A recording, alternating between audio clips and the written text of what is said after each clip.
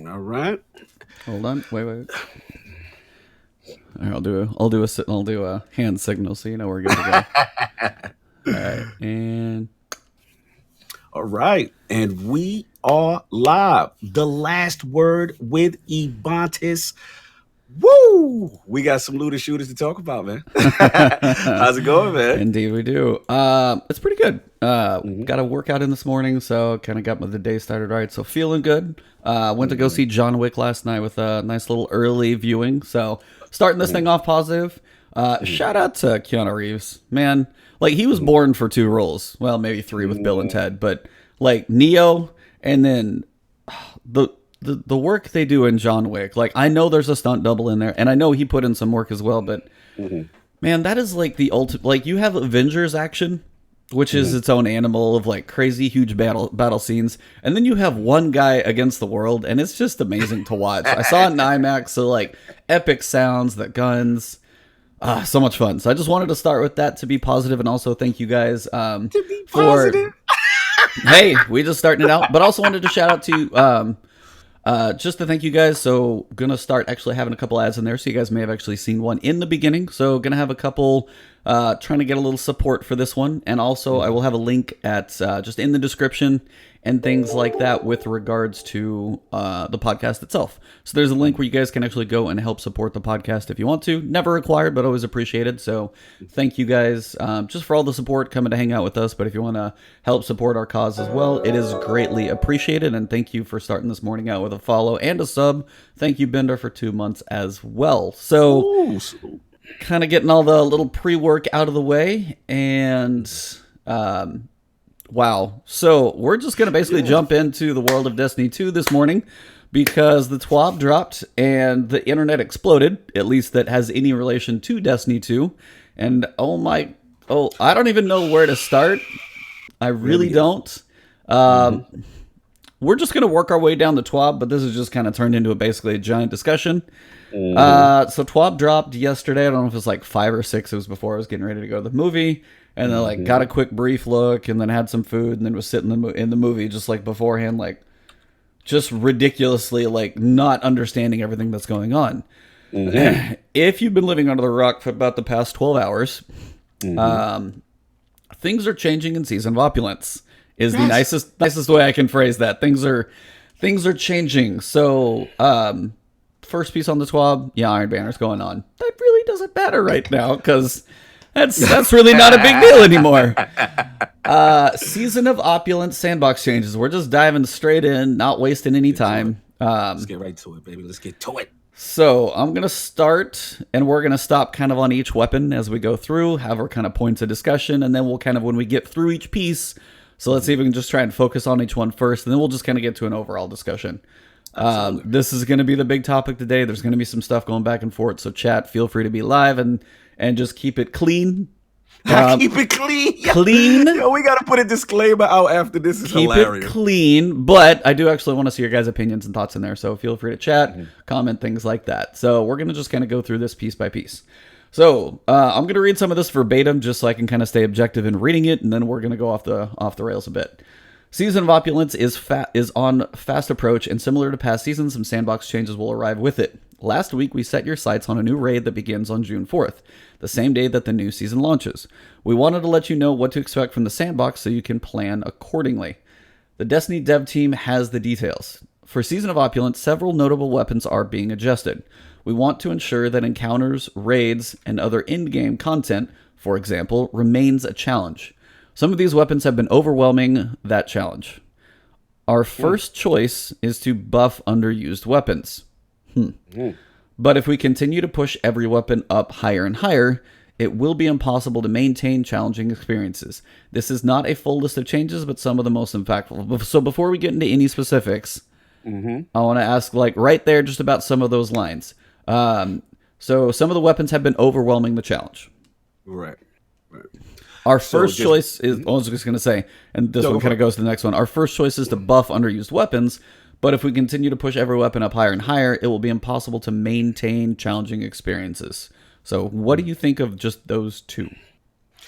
I'll be honest. I do not I'm not as upset with that statement to some degree, but buffing underused weapons should be a priority. You know what I'm saying? Like Right. buffing, that is a big problem. And damn, I want to go in, but I'm gonna try to hold restraint because we got I a lot know. to talk. I'm One, piece at a time, whew, trying to keep yeah, it I'm trying to decent. keep it. I'm trying to keep it together. Yes, there is some truth that you definitely, if you buff everything, that obviously things can get out of control. But at the same time, based on the history of Destiny and what we've seen with the meta, they tend to skew towards the nerf of what is the nerfing of high usage rate weapons, and this is where it seems we're going. So I'll leave it at that for now. Yeah. Mhm. So yeah, just gonna try and do this in little segments, Yeah, trust maintained, me. and at some point we're gonna explode. Don't worry, we're getting there. But yeah, it's like some of the weapons have been overwhelming the challenge. Mhm. So part of my issue is some of these that they discuss are not new. So some of these are the things they've known about. They've been through some of these thoughts before. They try and figure out the best way to make this. There's a very specific line at some point that irks me a lot, and we'll get to it a little bit later. I'm dying to know. But I'm dying to know. as you say, our first choice is to buff underused weapons, and that is one of those things that really needs to get looked at, because somebody said there's a lot of people I'm going to reference on Twitter. There's no way in the world I'm going to remember them all today. So shout out to some of them like Scaro9, who was a guest on here before. Awesome dude. Salute. That's my Fallout guy. Plays, of course, awesome man of science. He's out there doing the shout casting for the Gambit tournament, by the way. I want to shout out to Fallout guys. Something If go Fallout. Fallout, go follow him and go watch that man shoutcast this Gambit tournament out there over in the UK. That's going to be awesome, actually. That's what's up. That's what's up. Salute to Fallout, the Crucible scientist. Yeah, just the random ones I caught glimpses of in the past 12 hours was like Chevy and Say No to Rage and Gigs and like so many people out there. You're just watching this like, now sometimes there are people, and all those people I listed are going to be some of the upper echelon. I mean, you've got Fallout, who's awesome at PvP. You've got, Gigs. You've got Glad. You've got people like that who are awesome in PvP, do these challenges and things like that. And they get to the point where they use some of these weapons to like an extreme level. But they are also ultra high skilled. You take like the 10% and you build a sandbox around them. The other 90% who already don't find any of this game to be like a cakewalk Right. are going to be struggling even more if you take some of these tools away that give them some breath of hope, some life in some of their game where they get to have some fun. So the fact that like they're almost steering some of the sandbox, and this is one of those things Division did once. Division 1, they like the streamers were, getting so much currency and working all this, and they buffed the cost of some things up so high. The only people who could really actually still do what they needed to do are the ones who had already had so much in the first place. So my worry is some of the fact that now they're trying to skew towards almost a hardcore too far to balance it, and the other people aren't even going to have a chance. So, I get it. You're not wrong. I don't think you're wrong in what you're saying. Again, I want to shout out. What's my guy? We had him on, man. Doc, man, my boy Doc. yeah. And we had him on. Remember, we had him during the dead Destiny phase. You know what I'm saying, and everything he missed. And he made some key points in reference to how Bungie works. And they're very analytic. They're very statistic based. So yes, I do agree that they don't like guys like that, the Glasnow stuff, who's doing all that stuff. But I get the sense they are strictly number driven, and they're looking at their chart, and like I said, good old usage rate, and they're like, oh no. You know what I'm saying? Whereas what we were saying, we got to go for underused stuff as well. You know what I'm saying? We have to put that same energy towards underused stuff. But let's get to it, man. We got I know. so much to talk All right. about. So the first target on the chopping block, Dun, dun, dun. Whisper of the Worm. Now this is my baby. I feel you, bro. I was like, and this is like, this is you. Let me let you set this. Okay, there's this gun has been around since Crota. I don't even remember the name. It was Black Spindle, and then Black. I feel like it had two names. Black Hammer. Okay, and then came back as Black Spindle or something, right? So this gun has been around for quite a while. Then they make a hell of a quest, like an amazing mission, one of my favorites of the entire Destiny experience for all 5 years. And they bring the gun back Mm. in its original form. So basically what happened was you had Black Hammer come out, had White Nail, could create its ammo. If you were skilled, you could have the infinite ammo. They took it away for year 2. They brought it back, and then they basically made it to where they nerfed it, and it could no longer create that infinite ammo situation. That was Destiny 1. Then you give us Destiny 2. It's not here. It gets leaked. You have this amazing mission. You go through the heroic catalyst. You do it 3 times. Shout out to the million of you guys who watched the damn video, or at least all of that stuff. Put my man on the map. Seriously, that was one of my biggest things ever. But that, I mean, even for me, and I'm not the biggest video out there, there are multiple people bigger than, there's a lot of appeal to this, and many people have been through the journey to get Whisper. Right. So, you know it's a big deal. And for them to have been through in Destiny 1 both versions of that weapon, and shout out to the Drifter with the tier 1 sub for 6 months. Woo! Thank you very much, by the way. Got to shout that out. Cop box Winnie, I see you too. They've been through both versions of the weapon in D1. They bring it back in original form in D2, and they're like, okay. They had to have gone through the thoughts. They've been through it before. Somebody at Bungie's been there long enough to know how this is going to go. So this is what's going on for Season of Opulence. Whisper the Worm was already adjusted in Season of the Drifter, but an exotic that can generate an infinite amount of heavy ammo is still a gigantic outlier and renders many weapons irrelevant for certain encounters. While exotics are intended to be powerful and novel, bypassing the ammo economy can tend to force us to adjust enemies to compensate. This effectively results in sniper rifles as a whole being punished because of Whisper's unique ammo ability. As a result, we're moving the ammo generation ability so that we can increase the effectiveness of all other snipers that don't have an endless ammo supply. 2 bullet points. White Nail pulls ammo from reserves rather than creating it. Reserve ammo is back up to 18 without ammo perks, so I think it's going to be like 21 or 24 with perks, whatever it was before. Yeah. But the biggest thing is they're taking away basically White Nail. They're taking away what makes Whisper or Black Spindle, whichever one that was the original. They're taking away what makes it an exotic. And honestly, at this point, you take something like Whisper that is a sniper rifle. It hits hard. That's fine. It's got 3 in the clip. But what makes that weapon an exotic? Its ability to generate ammo. Now, literally, all you've done is turned it into a Lunafaction boots or a Rally Barricade sniper rifle. And that is it. It doesn't have explosive rounds. It doesn't have, hit 3 shots and then it has Whisper breathing for the extra damage. But that's honestly just the same as the single shot. And I'm surprised they didn't nerf that too. But you take a sniper like that can continue to make ammo if you're skilled. And honestly, with the flinching enough, believe me, I still run out of ammo with that weapon. It's not like I'm going through and, oh, cool, I can hit all my shots. You miss one, you're like, crap, there goes a clip. Yeah. Before, I was like, I'm hurting right now. So it's like, I want to get your thoughts. This is that's what happened with the weapon. So tell me your thoughts on it at this point. This is tough. I was surprised by this because we already got the previous Whisper nerf. And let's recap that. What was the previous one? They had it was an ammo count, right? Yeah, so they took the reserves. They're basically going back to what it was. So it had 18 in reserves. If you wore like double reserve armor, say like I think it's the helm and the class item that can do it, you could bump it up to at least 21, I think. Right. At least 21, maybe a little more. So you can have a lot of shots. But if you're wearing double sniper reserves for ammo, you're committed to a sniper. So what they did recently is they dropped the ammo reserve count to 9. So they basically cut it in half and then said if you're wearing double ammo reserve perks, you can get 12. Which was a pretty big hit because, I mean, Darcy, for example, has like 23. Right. You can have almost like 28 bullets with that thing. Yeah. So like as a sniper that still needs to like hit stuff, it's not like Wardcliff Coil that does 6,000 damage in one rocket shot. Like, yeah, so they nerfed the ammo count, so you had even a lot smaller margin for arrow.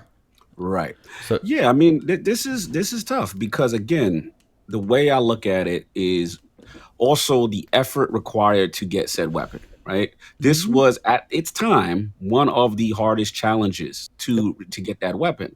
So we went through one nerf. Okay, we go through the second nerf. Now you basically take the essence of what Whisper is, right? Yeah. Which is pulling that ammo from reserve. You know, and again, to me, it just seems like, and I'm gonna say this is gonna be my reoccurring theme as we go through this, Oh, I'm sure. which is all of this feels to me in preparation for Season of Opulence.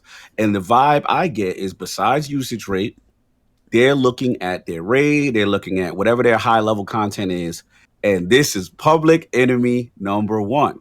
Because the way, again, I'm not agreeing, I'm just putting you in the mentality of Oh Bungie. yeah, no, for sure. I know Their where you're going. mentality is we don't want you burning through our content, right? This is criminally charged. Whisper has been criminally, White Nail, in their opinion, is criminally charged for blasting through their content. So I get it. I understand why. The problem is you just nerfed it. Now you're nerfing it again. Now you're taking the essence of what it is, to force the action. And I kind of feel a way about that. And I'm not even the sniper guy. I am not the Whisper guy. Like, to be honest, not to get the weapons amazing. Always has been. You know what I'm saying? I'm taking nothing away from it. But at the same time, you have to do something better than this. You can't take what makes it, in my opinion. It's such a great, iconic weapon. And then you brought it back. Remember, they brought it back as an exotic, right? Yep. Initially, it was Black Hammer, right? Yeah. Oh, it was too much to be, running with this and Galahorn. Okay, I got you. Yeah, it was it was a legendary with Galley. I totally forgot about that. Yeah. It was. I remember. I said, you know what? I respect it because everybody had that same loadout. Fate Bringer, Black Hammer, yeah, Galley. That was yeah. it. You was Gucci for everything. Oh yeah, you were good. So I get it. Listen, in balance and fairness, the only thing I will give them with this nerf, and it's a very small thing, is usage rate. I'm assuming Whisper is still up there. I mean, we know Izagami's up there as far as power. We know Sleeper kinda is up. We're gonna get into that. You know what I'm saying? But the de facto, I would probably say, is Whisper. You would say in the heavy, what would you say is the most in Destiny 2 right now? What would you say is the most popular heavy? In fairness. I mean, for PvE stuff, yeah. I mean, Whisper is definitely like top 3 minimum. Like it's probably top 2. There's probably something. I mean, there's point where like for I'm blanking on Last Wish raid boss right now. Riven. Riven, like you can use cluster rocket. Prospect. Well, no, like even clusters as they change. Prospector just dump it and she's dead. Like so, I mean, there are different options, but Whisper has been and still is. It is a very powerful weapon. But it is the point. It is powerful in a skilled person's hand. You put somebody with potato aim, it's a useless, slow reloading. Like it's not going to do that much. Like so, I mean, that's me. But that's part of the issue. Is like it is a skilled weapon, and you take it may be used by a lot of people, but I want to know the people who like how many people, and this would be a really hard thing for them to track, but how many people like in one set encounter or in 30, 60 seconds can sit there and generate the ammo. Like perfectly. I want to know the people at that skill level who do it a lot. Like some boss heads are bigger than others, obviously, so it's bigger. But I mean, yeah, it's used on a lot of encounters. But as you said, you're taking away. I don't know if anybody's seen the Friends episode where Joey takes the essence. Yeah, the essence of the chair. It was like the cushion. You're taking the cushions. I'm taking the essence. They're literally taking what makes Whisper away. And that's somebody said it on Twitter. I can't remember who. You take a weapon. And you just turn it into a sniper rifle that functions the way every other sniper rifle does now if you sit in a rift or rally barricade or anything like that. Like, it does not function any different now, so what makes it exotic? Where is its exoticness? You have stuff that has box breathing, is whispered breathing, basically just with a little tweak. And then you have your reload ability that comes now from just other abilities. No, you're right. I feel for you on this one, bro. Like, I know how much you love this weapon, and it's not what it is. It's literally the essence. I want to shout out my boy Josh Renner, H in the Frost. We had him on before. He wrote some great Destiny pieces. Got to plug lordsofgaming.net. Lordsofgaming.net. Make sure you go check it out, y'all. But anyway, absolutely. Shout out to Frost because me and him were talking, and he woke up, to my article about all the nerfs. Right, and I put it up this morning, and he was like, "Holy hell, Bungie! What is wrong with you?" Like he was like he couldn't believe it. Like I can't believe I'm waking up to this. And he said what you said is like it's such a skilled weapon. He said another alternative, and he mentioned something to the effect of like, why can't they just like make it like where you get instead of like the infinite, and make it a true skill weapon in the sense of like, give it only 3 shots. There's no room for error if you want to use it as far as getting it back or something like that, as opposed to completely removing white nail. And I'm like, you know what? That's a good option. I mean, there's to me so many other things they could have done than this. Like, this is just like, they raped it, bro. Like, I feel bad for you, man. Whoa, calm. So, But it is. yeah, so Mhm. that's one. Excuse me. Mhm. But like that, from a devil's advocate perspective, Right. they have to be looking at boss, and this is a point of game design at this point. And I know, believe me, like making any of this stuff is tough. Whether you stop making it spongy or whatever you do, your times to like your ways to combat what this gun does can be a difficult thing. Right. But why the hell did you bring it back in the first place? Right. And why did you just nerf it again? This is content gating, bro. Like, this is Yeah. just what it is. We got to call it, because again, they just told us it was too powerful and we're going to do this. Now we're too powerful again and we're going to do this. So it's like, at the end of the day, this is on them. This is on them. And don't necessarily agree with this one. I think there were definitely some options some paths they could have taken instead of going this extreme with Whisper. And if they want to affect usage rate, this is how you're going to do it, because I will see how many people continue to use it the way it currently My is. video views will be like 0. Nah, that made you. So okay, so before we get all too general, which I know we're talking about, next one. This is your Ooh, baby. you know this me. Let me grab this. Let me jump right in. You go, because the disrespect. The disrespect. Let me go. All right, Sleeper Simulant, my baby. The reduction of bounced shot damage for Sleeper Simulant is already present on several important enemies. We are now making this reduction part of the weapon. The difference in damage is too large between a single precision shot of Sleeper Simulant and an angled shot that pierces the target and then also hits the target again with the bounce projectiles.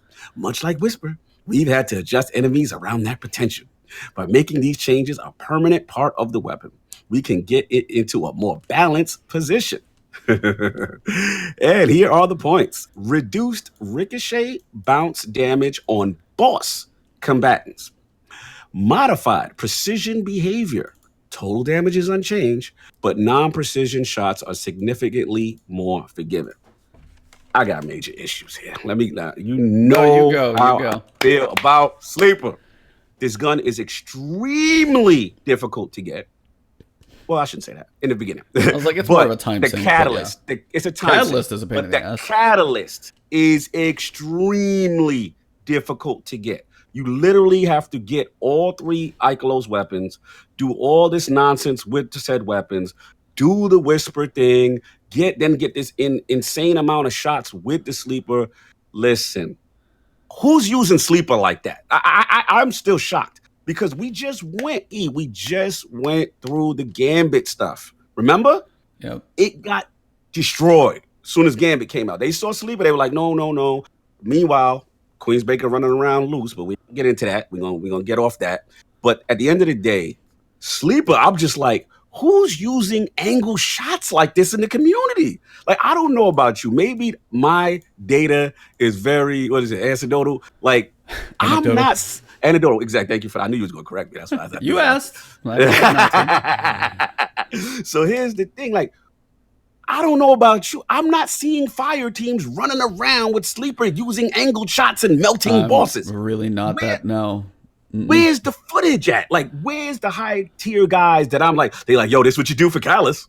This is what you do. You shoot the floor. Like, who's doing this? Where are these videos? Yeah, you don't even have an angle on some of that stuff. It's rare that you have an angle that you're actually high ground on a boss. They're usually level. Yeah. Oh, I was just going to say. Shout out to Drakenlord. He says he's using it. Drakenlord, can you please tell me where you're using it? That it's, again, I'm not trying to be funny. I'm not trying to be disrespectful. Like, show me like places where y'all using it and it is like so effective that it's the number one option for you in heavy. You know what I'm saying? And then remind you, remember, E, we just got the ammo nerfs, severe ammo nerfs. You know what I'm saying? Like, as far as reserves, right? Mm-hmm. Then, like I said, the gambit, even per brick on the pickup is lower. You know what I'm saying? And then we got accuracy reduction. Yeah. Remember that? Yeah. It's like this gun every month is getting hit with something. Like I've never seen a gun just keep getting slapped upside the face. Every month is a new sleeper nerf, bro. Like I'm like, damn. Like again, I know they have the data. I've never really seen this type of stuff. You know what I'm saying? So again, that's the first part. The second part, again, with the modified precision behavior, total damage is unchanged, but non-precision shots are significantly more forgiven. So again, I'm assuming based on this very, not specific jargon, because we don't, what does significantly more forgiving mean? What is that stat, right? This is Yeah. typical Bungie vagueness. Give us the hard number. What? You know what I mean? So again, I'm not getting excited about this more forgiving until I have a hard stat, until people put it through tests and see what it is, man. So hold on. So Revolver Ocelot, we got shout out. He said there has to be a boss in the next raid. Yeah, thank you. Again, shout out to Revolver Ocelot, right? Shout out to Forte, Argos only boss. This is again, this is gonna be my continual theme, E. This is them testing Whisper, testing Sleeper. We'll get into the next stuff later. Against Opulence content. Yep. That's what this is. So Opulence, 6-man, like whatever that 6-man thing is. facts. All of those. That's all this is. And shout out to Addy. He said maybe the new Rainbow. And everybody's shooting ricochet shots off the floor and murdering the like, what's going on? What's going on? But I'm done with my rant. I'll let you jump in and Sleeper, because you know me, Sleeper. This hits hard, bro. This is my favorite gun. I like this gun. I'm one of the few that likes this gun more than Galley. This is my baby, and here we go again. It's been through a journey as well. We had, it was in Destiny 1. It's this like laser beam rifle. You charge it up. It's kind of the first linear fusion. I know Crooked Fang is in there, but it's kind of iconic. It's been around. It's got the Warmind feel to it. The bounce was kind of cool, but like the precision damage is major. Hitting those precision shots definitely is good, but you got to be powerful. But so many things outclass it now. There's a lot of things that truly outclass it in many places. There's a few places you can use it, but there's not a ton. Like, I don't think it needed it. Now it sounds like the reduced ricochet bounce damage on boss combatants. Like, I don't see it done a lot, but I don't think that's going to change a lot of people's behavior. Right. Modified precision behavior, total damage is unchanged, but non-precision shots are more forgiving. So, like, total damage is unchanged. If you hit a precision shot, it's still the same thing. Am I reading that correctly? But non-precision shots are more forgiving. I don't actually know what that implies, because mostly they're talking about bounce. Yeah, basically this feels like aim assist, right? So modify the total damage is unchanged on the precision shot behavior, but not so basically you're gonna get good. Basically, what they're saying is use it like a fusion from distance, like a sniper. We're not gonna affect that damage with its kind of basic use. But the only versatility Sleeper had was that shoot at the ground kind of stuff. You know what I'm saying? Yeah. The chat is hilarious with this whole merry nerfness. They out of control, this happy nerf. But like in non-precision shots now, I guess the aim assist is going to go up. But if you're going to do that, why can't we get a increase to reserve ammunition though? Can I get a brick or something? Like, you're doing all this every week. Like, can I do something? But and the last point I'll make is that again, if we had to go by ranking, and I'm going to throw this back at you, we both kind of agreed maybe Whisper was number one as far as heavy, right? In my opinion, it's up there, yeah. Right. In my opinion, Sleeper wasn't even number two. You can make the argument for Prospector. You can make the argument Thunderlord. Literally, when Thunderlord came out, that was the first heavy that made me stop using Sleeper because it was multi-purpose, right? Wardcliff already got slapped. Wardcliff got slapped after it just got buffed. Remember, it got buffed off. Remember that? I remember that, TWAB. We both sit there. It was like 150% increase. Remember that? Yeah, it went crazy, so. Yep, and then there they go, taking the fun back again. It's just this inconsistency. But last point, Sleeper, bro, this is unfair. I can't. I'm done. But I'll let you rock out. Any final words? We're gonna pour out some liquor for the Sleeper. Any final words? Tips. No.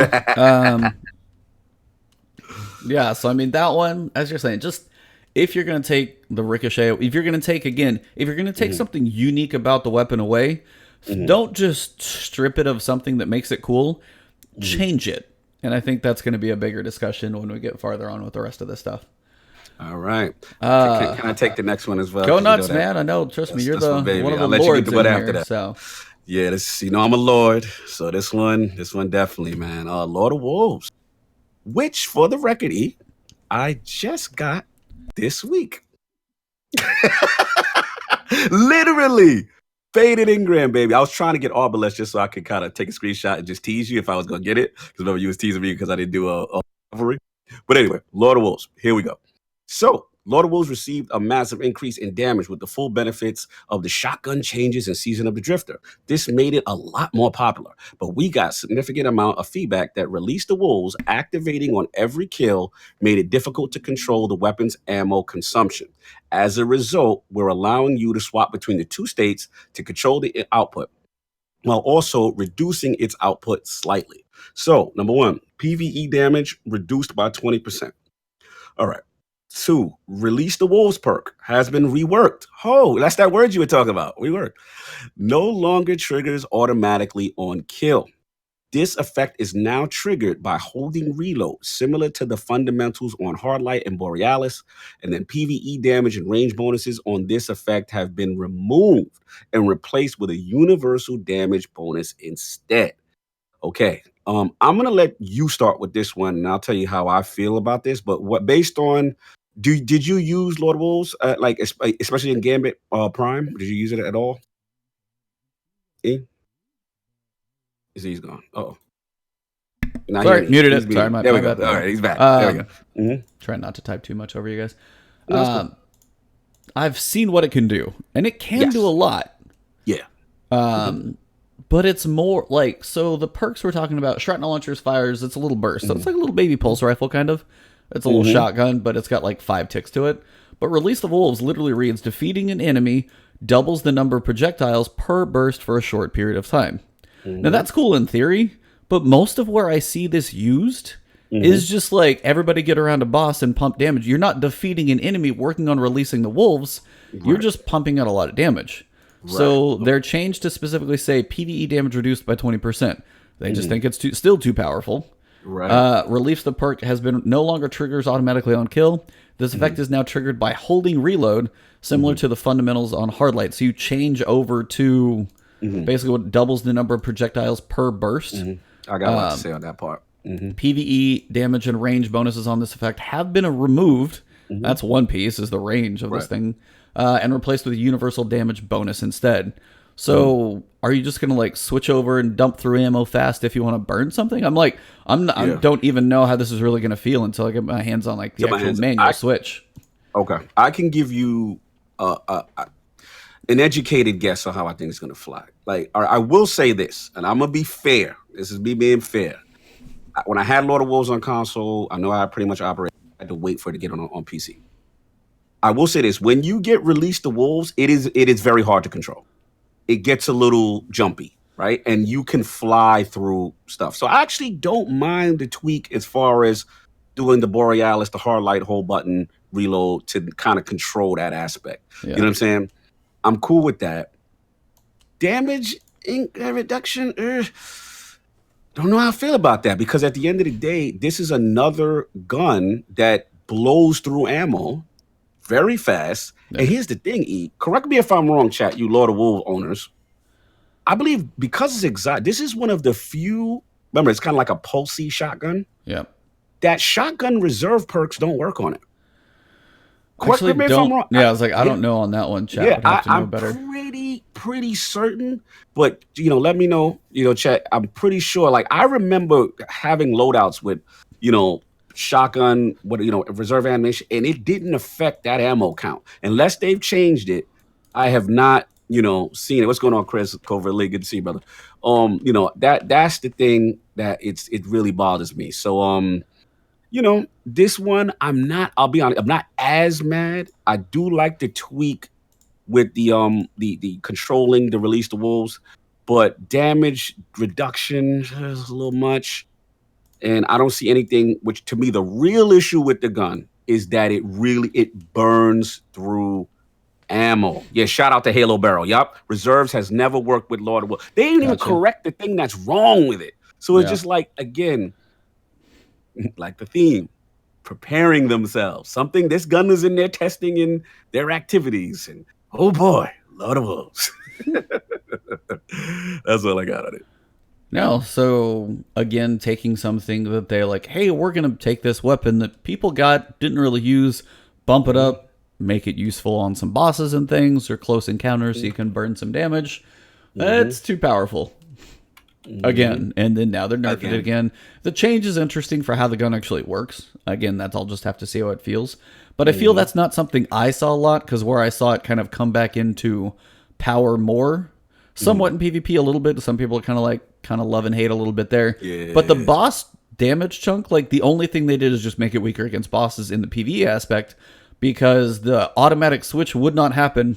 It's not like I'm going to go kill a random enemy and then go fight Callie with it. People just like clean up enemies and everybody get around Callie with a well and just dump damage into her. Or, I mean, however you want to work it. But like that was kind of its own thing. So yeah. So we'll just have to see. It's like I don't want to dive too much on a general pieces because we're focused on weapon by weapon. So absolutely. Go for it. So that's kind of Lord of Wolves. Ace of Spades. Now, shout out to Fallout because he's hit the nail on the head of this first line perfectly. He said, Ace of Spades is pretty hot in Crucible, and he should have been parentheses, on PC.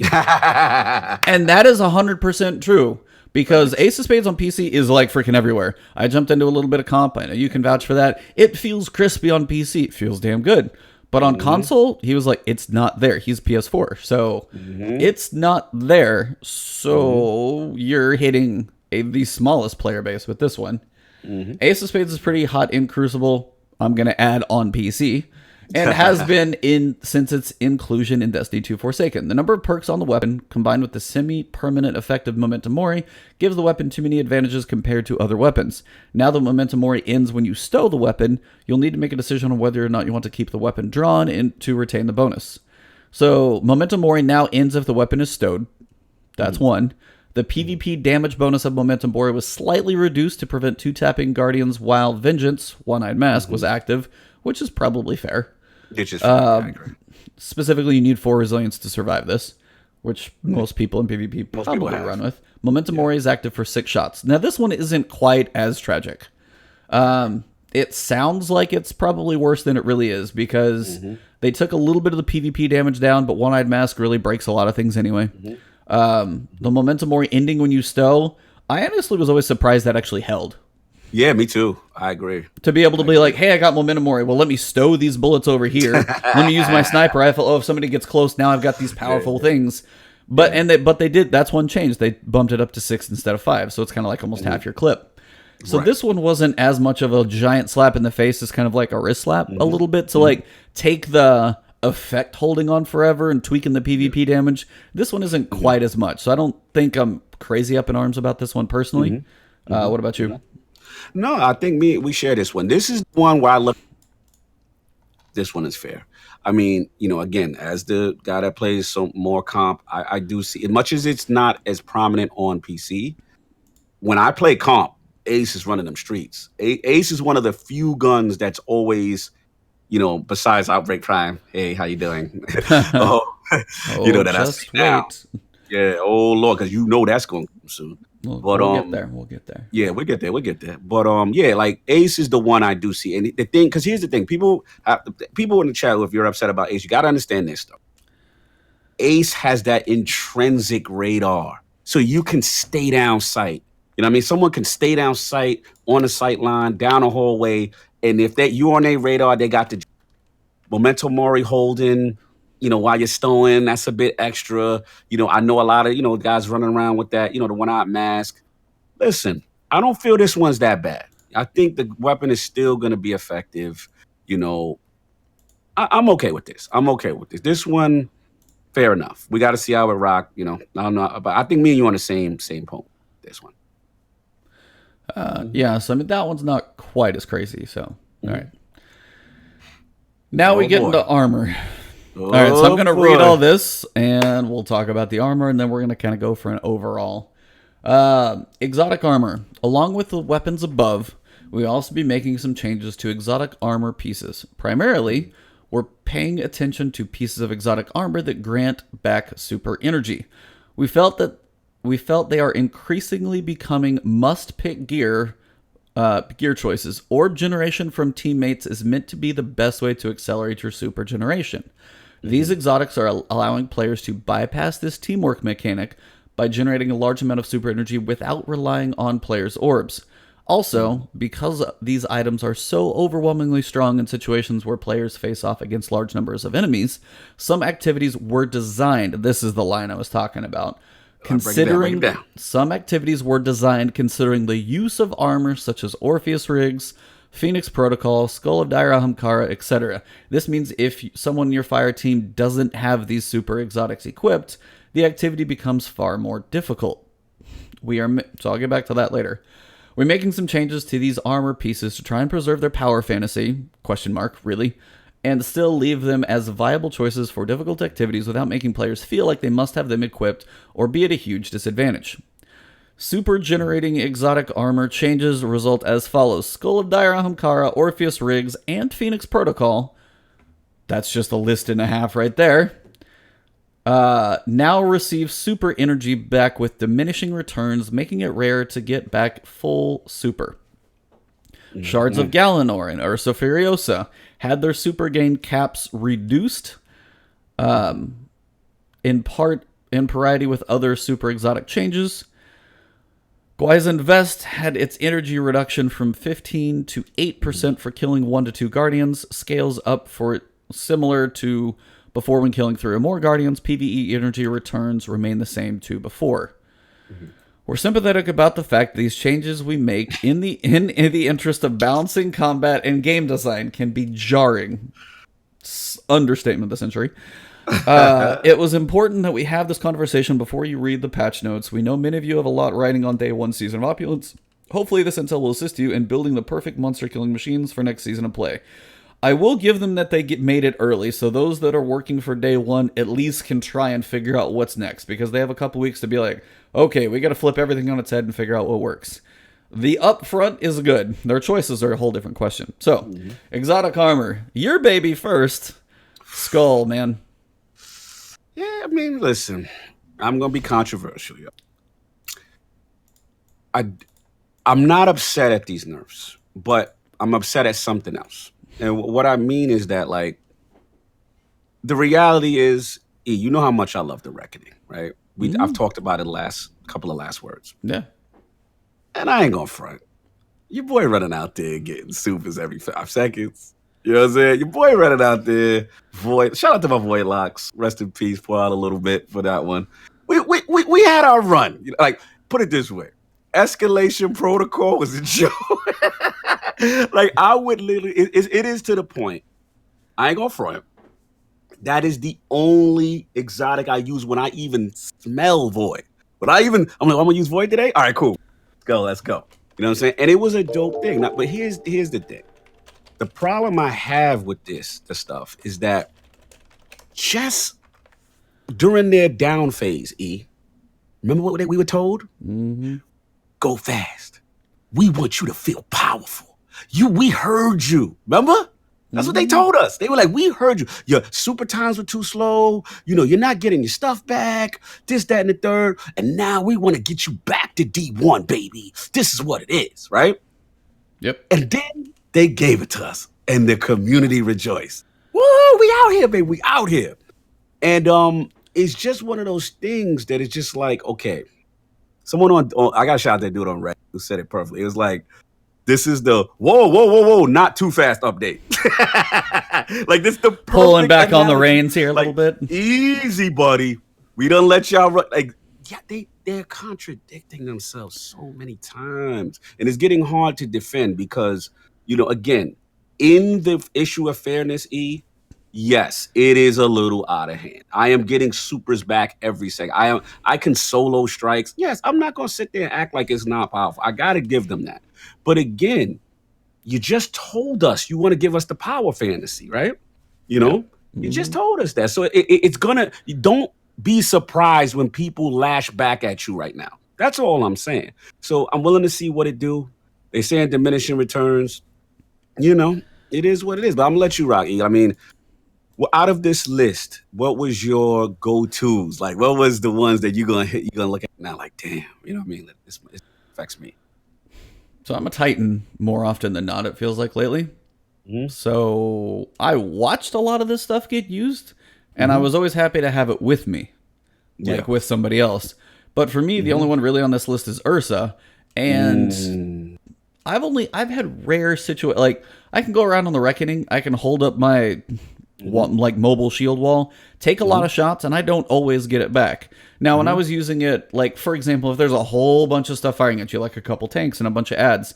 So 0 Hour, for example, I used it when we were going through that the first time, and I was just letting the two people behind me go to town, and I was just holding it up. As soon as it dropped, I had it back. But that's me blocking, like, the world of stuff, like 2 tanks, the boss, like 10 ads, like a bunch of stuff's firing. I'm like, that seems probably about right if it's gonna like actually let me build it up, because I'm basically being a mobile wall to save my other two who are doing the damage. The thing about Ursa is, like, I don't do any damage when I get it back. I am playing defense wall.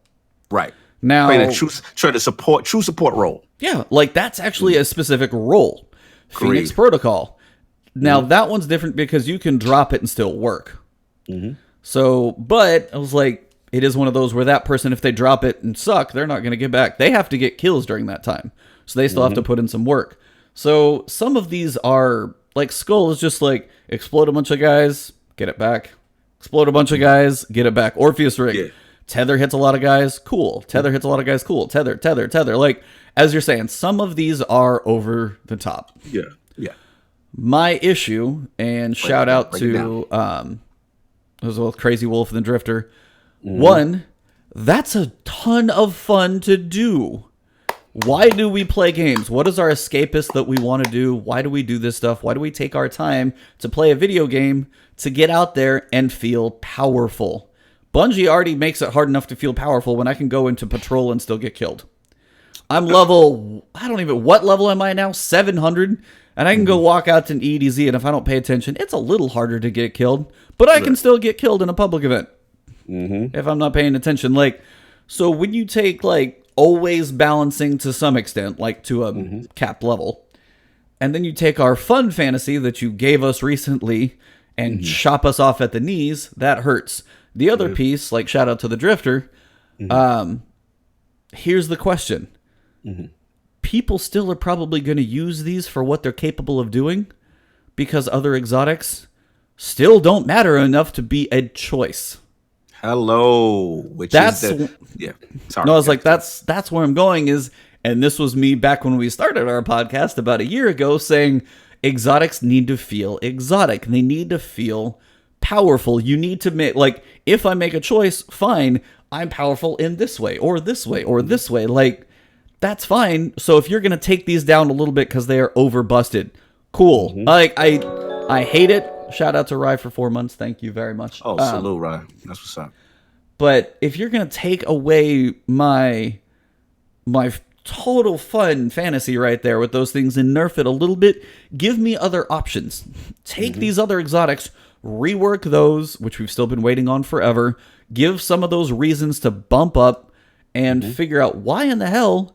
Like, why are there 3 exotics that are so this is like the mentality of why are there these 3 exotics that people use on Titans and Hunters? Because it lets us feel powerful. It lets us have this power fantasy. It's a ton of fun. It's really useful in certain places. Okay. Why are these other ones not getting uses? They suck. Because they suck. Like, some of them really do. Like, some of them are just like, I don't even have them anymore because they're just in my collections. Like, I can go get an exotic, but okay. And it's hard to make all of them at the same level. I understand that. But, like, take each thing. I mean, I have... I got one recently, and just as an example, I got Stronghold for the Titan. Guarding with swords increases move speed and does not drain ammo. Shots blocked immediately after the guard will heal you. Like, okay, take a moment and think about, that's a brand new exotic. Swords are in a crappy place. You have to guard. All you do, you guard and you don't get ammo. So it's literally one type, And these other exotics are helping like supers in your power fantasy, and this is one power weapon type, and I don't lose ammo when I guard. Like those don't even feel like they, and it's not like I can use 5 exotics and pair all this stuff together. I get one choice, and this one choice with swords doesn't have me drain ammo. How does that even equate to the fact that if I'm a hunter and I use tether, if I tether a bunch of enemies, I can do that again, help make orbs for my team, and slow down a bunch of enemies on this tiny bridge where I'm getting overrun by people. If Blackout's the modifier, I'm totally screwed. No, let me go ahead and bring out my sword and hold up defense. Like, those don't even... That's just one example. And there are many like that. Yeah, and that's... I mean... Go ahead. I've been talking. No, I've been talking for a minute. Go ahead.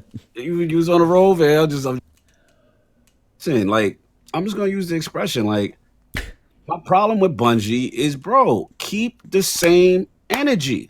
If you are so gung-ho about nerfing the most used stuff and the most powerful stuff, when are we going to see that energy to all this stuff that's in our collections, exotics that no one's using? Like, where is that energy? And we've always said this with exotic armor, right? We've always said, like, there is tons of exotic armor for each subclass that we are not using, right? Where is the bring it up patch? Where's these are underutilized. So I think we may have gotten it early Destiny 2 with the Sunshot, Graviton, and those, again, these are weapons, right? These are weapons, right? I think it was briefly, like it was a couple exotics way back. I'm gonna say early. This is like during the downtime, right? You remember we got some exotics that got a couple of tweaks, and we were like, okay, finally, right? But think about every time we do it this week as Bungie, right? Think about how many times we talking about nerfing something versus the times they actually bring something up. We go, oh, what's this? We get all excited, right? We be like, yo, they bringing up this exotic. Oh, wow. You know what I'm saying? It's going to be cool to try. Like Skull was one of them, obviously, and stuff like that. So it's just keep the same energy, man. Like I'm just sick of every month is nerf. This is too strong. We felt this, we felt that. But everything that's neglected is not getting that level of attention. And again, this Opulence, boy, woo, they ain't liking what we doing right now. So shout out to InnoEcos right now. Prime example, the whole Aeon set. Oh, want to talk about useless? Well, exactly. You have 3 that like pair together or something like that. I mean, those were just like, they came out and went straight into like dismantle. I got so many of those too. I don't know. Their drop rate was so high at a point in time. Facts. Oh my God. So yeah, there are a couple underutilized one, like said Fred saying Nezarec Sin with all void loadout. Yeah, that was my joint. I remember that set, Fred. There are some cool ones. But just, it's like and I'm not saying it's an easy thing to do. It's not. But it is one of those pieces to where it is really hard to balance things. I understand. But if you keep like putting that glass ceiling and slowly smashing it down on top of like the level of fun, the damage we can do, and the power we can feel, at some point, like you're taking away the enjoyment of this space fantasy power craziness. What's the yeah? So yeah, it's like, I mean, anyway, whenever they buff something, the whole community are happy. OP or not, it gives people a reason to use that exotic. If they nerf now, is there a point where you do get to an issue of buffing everything and then nothing is hard? And they do want to maintain that challenge. So that turns the whole conversation to the next piece. But before we do, I want to take a little break here. Just drop a little ad here in the middle for you guys. So we're going to take a couple seconds, let that one play through, and we will be right back. All right, so the main issue, we are back, that we're talking about with all these exotic changes and things that we've got going on, mostly is an issue of what is coming. Yeah, that's the thing. And we got, I mean, in fairness, we don't know. In fairness, we need to see. And I'm just going to tell you real quick before I forget this point. Outbreak Prime, you're going to have a limited run, brother. Because I see what you're doing out here. And I know what they're doing. Like, you know what seems to be consistent? I was going to say this last point. I call it the Thunderlord treatment, right? What they do is they introduce the gun, great quest for the most part. What Thunderlord's quest was that? But Whisper treatment, right? Great quest, communities galvanized. Yo, this is Bungie at its best. Let us settle a little bit. And then it's like, okay, let's take that fun away, right? Whisper felt the wrath. Thunderlord. Remember when Thunderlord first dropped E? Oh Oh yeah. my lord. Thunderlord was running them streets, right?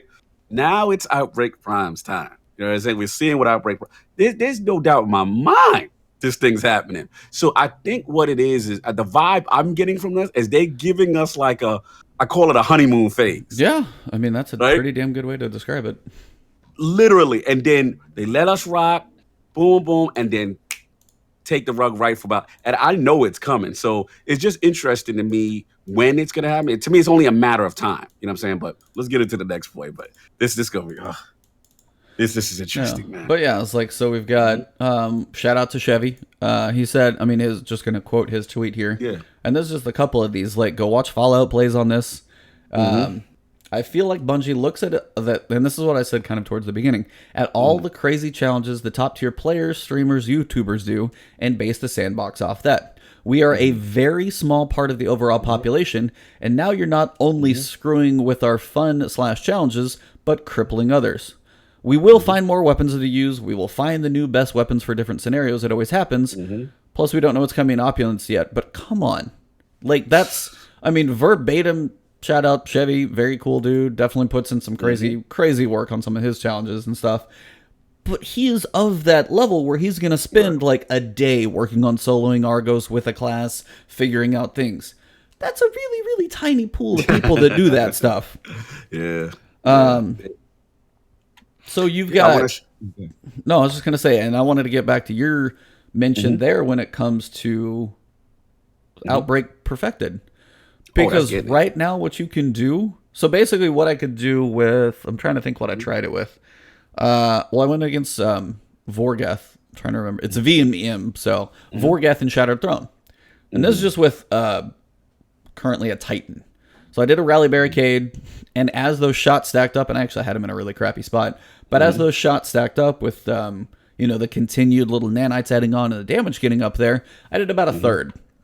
And it's a primary. And that's probably about what I can do pretty close to like with a machine gun as well. And that's a powerful. That's a powerful weapon. Now, if you take 3 people and now, honestly, as a solo player, as a warlock with like, as the thing lasts the whole time. Oh man, like I could easily do half, if not more, with a primary kinetic exotic. Now that feels fun. It feels fun. That quest is a pain in the butt. Like, even me soloing, I have a whole different ammo issue, which is the whole thing that's pissing me off. But, yeah. But that gun is not easy to get. It's timed. You got enemies and the front and the back. Like, you've got a crazy kill box of a room between tanks, and he's moving around and all that stuff. And the jumping puzzle is legit, like, no joke, maze / puzzle. Not just like you have to hit the jumps, go in a straight line. You have to figure out where the hell to go first. Like, they made an awesome thing. And now everybody is watching this going, how long does it last, as you said? Because it's that honeymoon, analytics, nerf, maybe some more analytics, maybe a little up because they completely shot it in the knee. Like, they're going to take it too far, and then they'll be like, no one uses this thing. Oh, we're going to bring this thing back up a little bit, but it's still not going to be what it was. People have moved on, and there's the thing. And it's... I don't know what all this, I don't know what Opulence is going to bring. We don't know that for sure. Right. We don't. I mean, I also think it's one of those things too, and I think a point that we also not looking at. I think someone did mention it in chat. I think it's Halo Bearer. And said maybe the new raid exotic is not powerful enough. That exactly, and I am a firm believer of that as well. I think what happens is they're about to introduce some new things, and they want these things to compete. They want this utopia of more weapon usage. Because again, that's based on their analytics. Everything with them seems to be very focused on usage rate by the community, and whether it's fair or not, that's what they doing. You know what I'm saying? So, it's frustrating because we know it's going to happen. We know Outbreak Perfected is going to get this. So, we'll brace for it. We'll see what's going on with Opulence. I'm so curious about this content. E, you have no Oh idea now. man. Like, think about this. This is a first.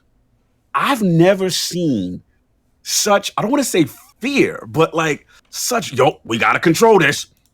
Before a content release, I can't remember this amount of, like, these are like heavy hitting weapons. These are heavy hitting arm. Like, they are going down the board, right? I get it. Normally, we would get maybe one or two prior to a new DLC release. Yeah. Like, I've what's never the seen biggest this. outlier? Yeah, Like, exactly. if it's not in the middle, chop, chop, chop, chop, chop. Facts, Like, facts. just going down a row.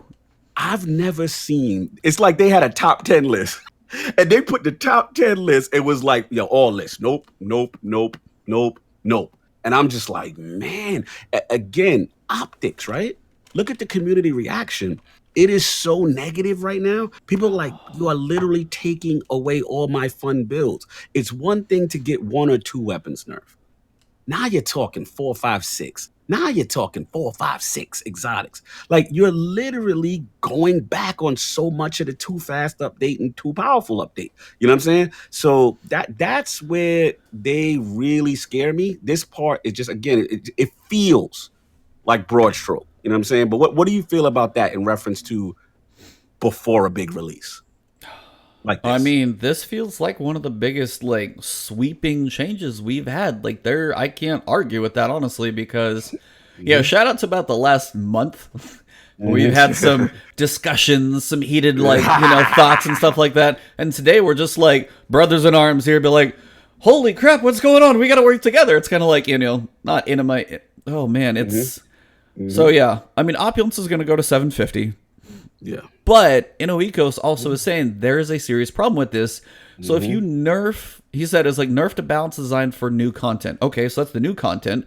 But as everything always seems to scales, or at least feel about at your level, if you take away these exotics and their ability to manage something like the bridge on tier 3 Reckoning, how the hell are they going to feel now? Because you said you've had some, like, you've said you've had some luck with RNG, like randoms. I have not. I have straight up had some insta struggles. Like, shout out to the blueberries. Like the open room. All right, fine. You get to the bridge, and if honestly, like, tell me 4 people, and this is a hard way to build. I know content's not easy to build, and I will always defend developers because they work their ass off. But like, take 4 striker titans into the bridge. No way in hell they survive. I doubt it. You don't have any defense. You don't have any crowd control. You don't have anything like this. And it's just like, oh my. So it's like, if you take 4 people to go in at the same time and they don't check the other thing, you start the bridge, you fail. Yep. So I'm not saying somebody like the elites probably could take 4 strikers in there and do it, but the normal average group of people who step into tier 3 who might be like, hey, this is a way at least I know I can survive, or there's enough people out there that seem to do this one thing. Maybe I can work on using a tether and being beneficial to people. Right. It's not even an option anymore. So you take the content. They say that was the line that bugged me almost the most. They said, also because, they designed some activities considering this armor. So if you're going to nerf the item, are you going to adjust the difficulties of the activity accordingly? Or are you just going to make it next to impossible for a lot of people? Yeah, it's a good point. It's a real good point. I mean, we got to see. I'm always, when it comes to meta, I try to be fair. I really do. You know what I'm saying? And again, to the letter of the law, if I want full disclosure, if I want to be honest, to the letter of the law, these don't seem as bad on paper. It hurts to hear about our favorites getting this. They're saying, okay, you're not going to get all the way your super back all the way. Okay, cool. But when you make so many changes at once, it doesn't feel good. It doesn't make it. That's the worst thing you want to make your community feel as a whole, when your message prior was something else. And we got to see. We just got to see, man, because the community, I haven't seen them this upset in a while. And they just came off of Outbreak Perfected, right? They just came off of this, like, ultra high. Yeah, and it's just like, I part of me, last point, part of me think this is like set up.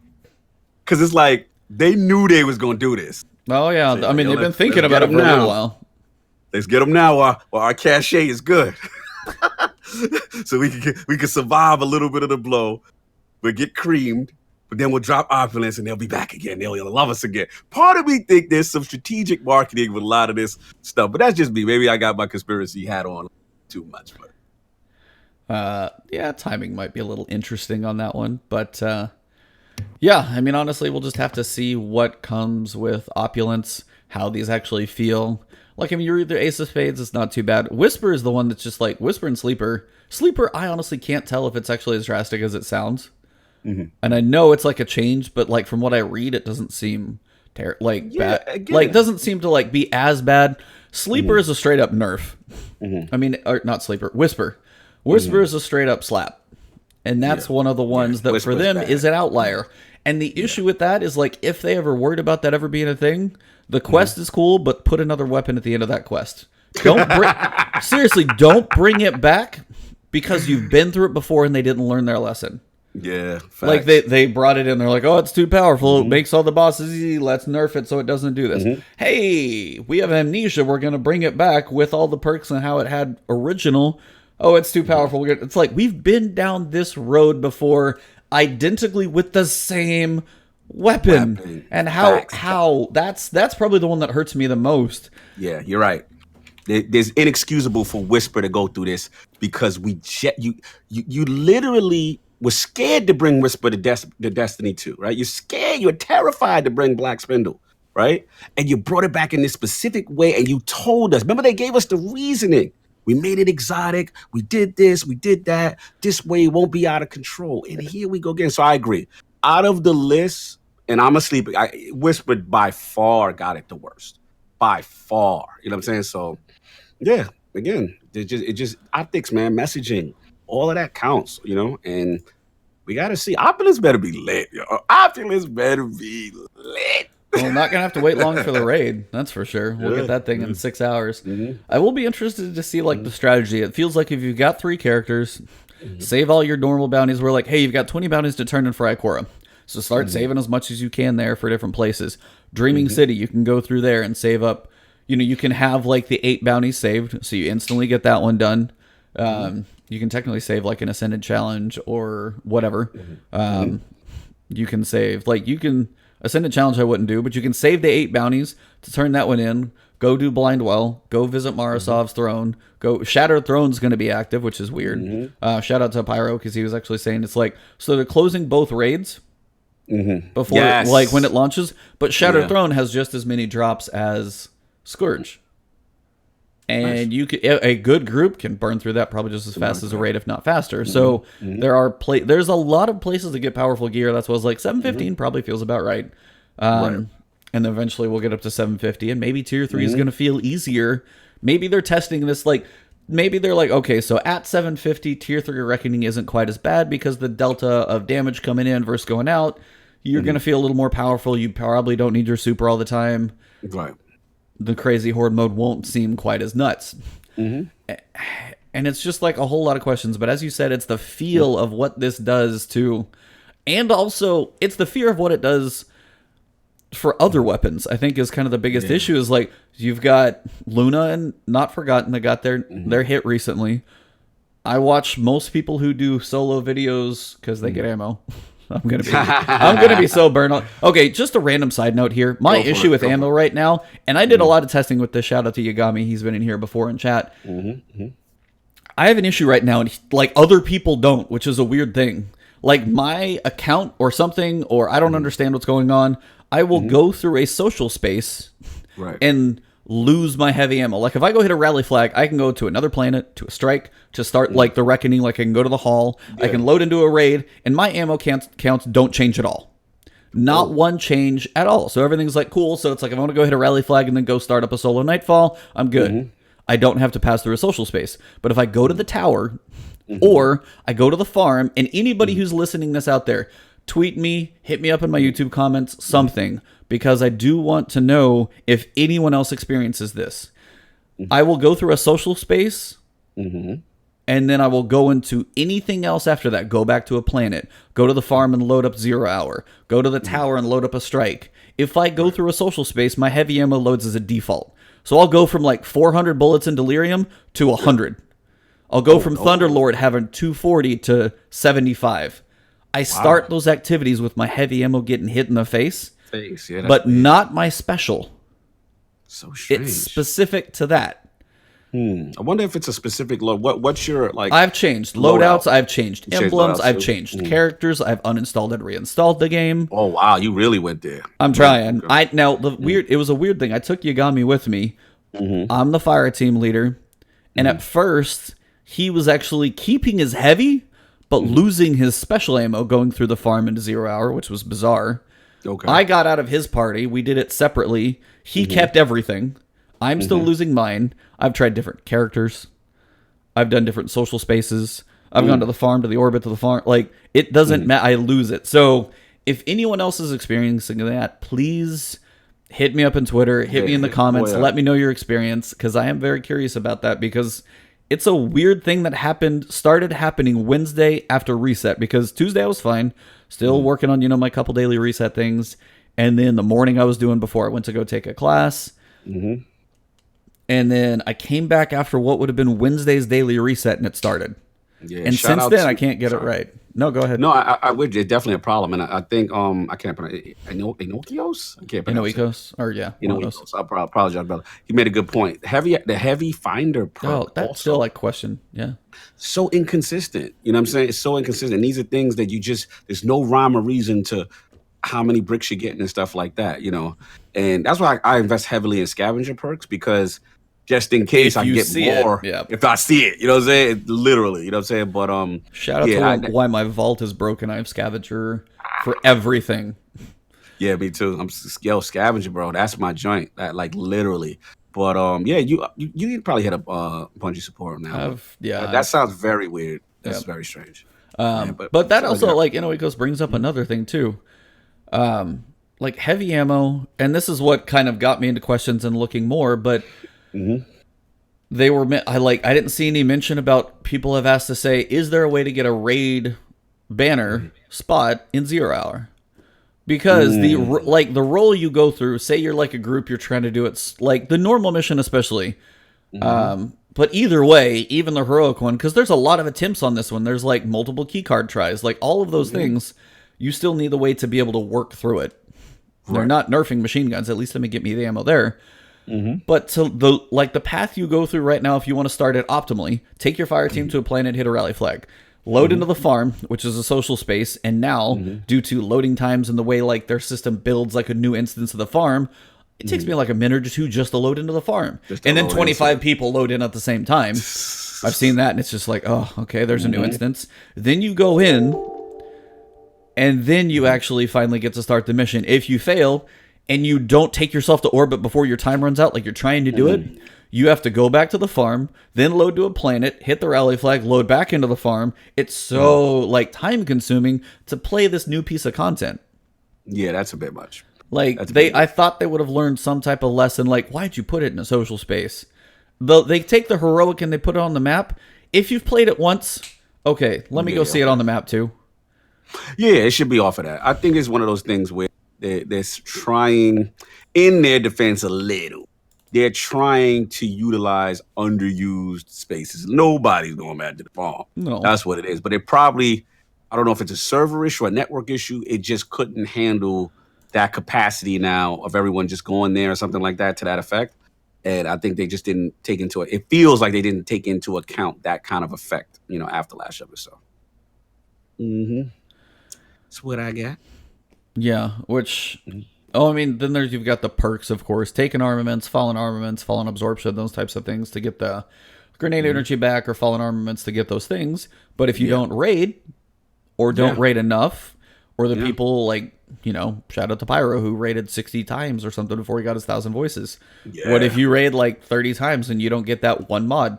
Yeah, I'm lucky. And that's your one way to get like better armor drops. That shouldn't feel right. I mean, the whole taking away the orange bar enemies dropping heavy.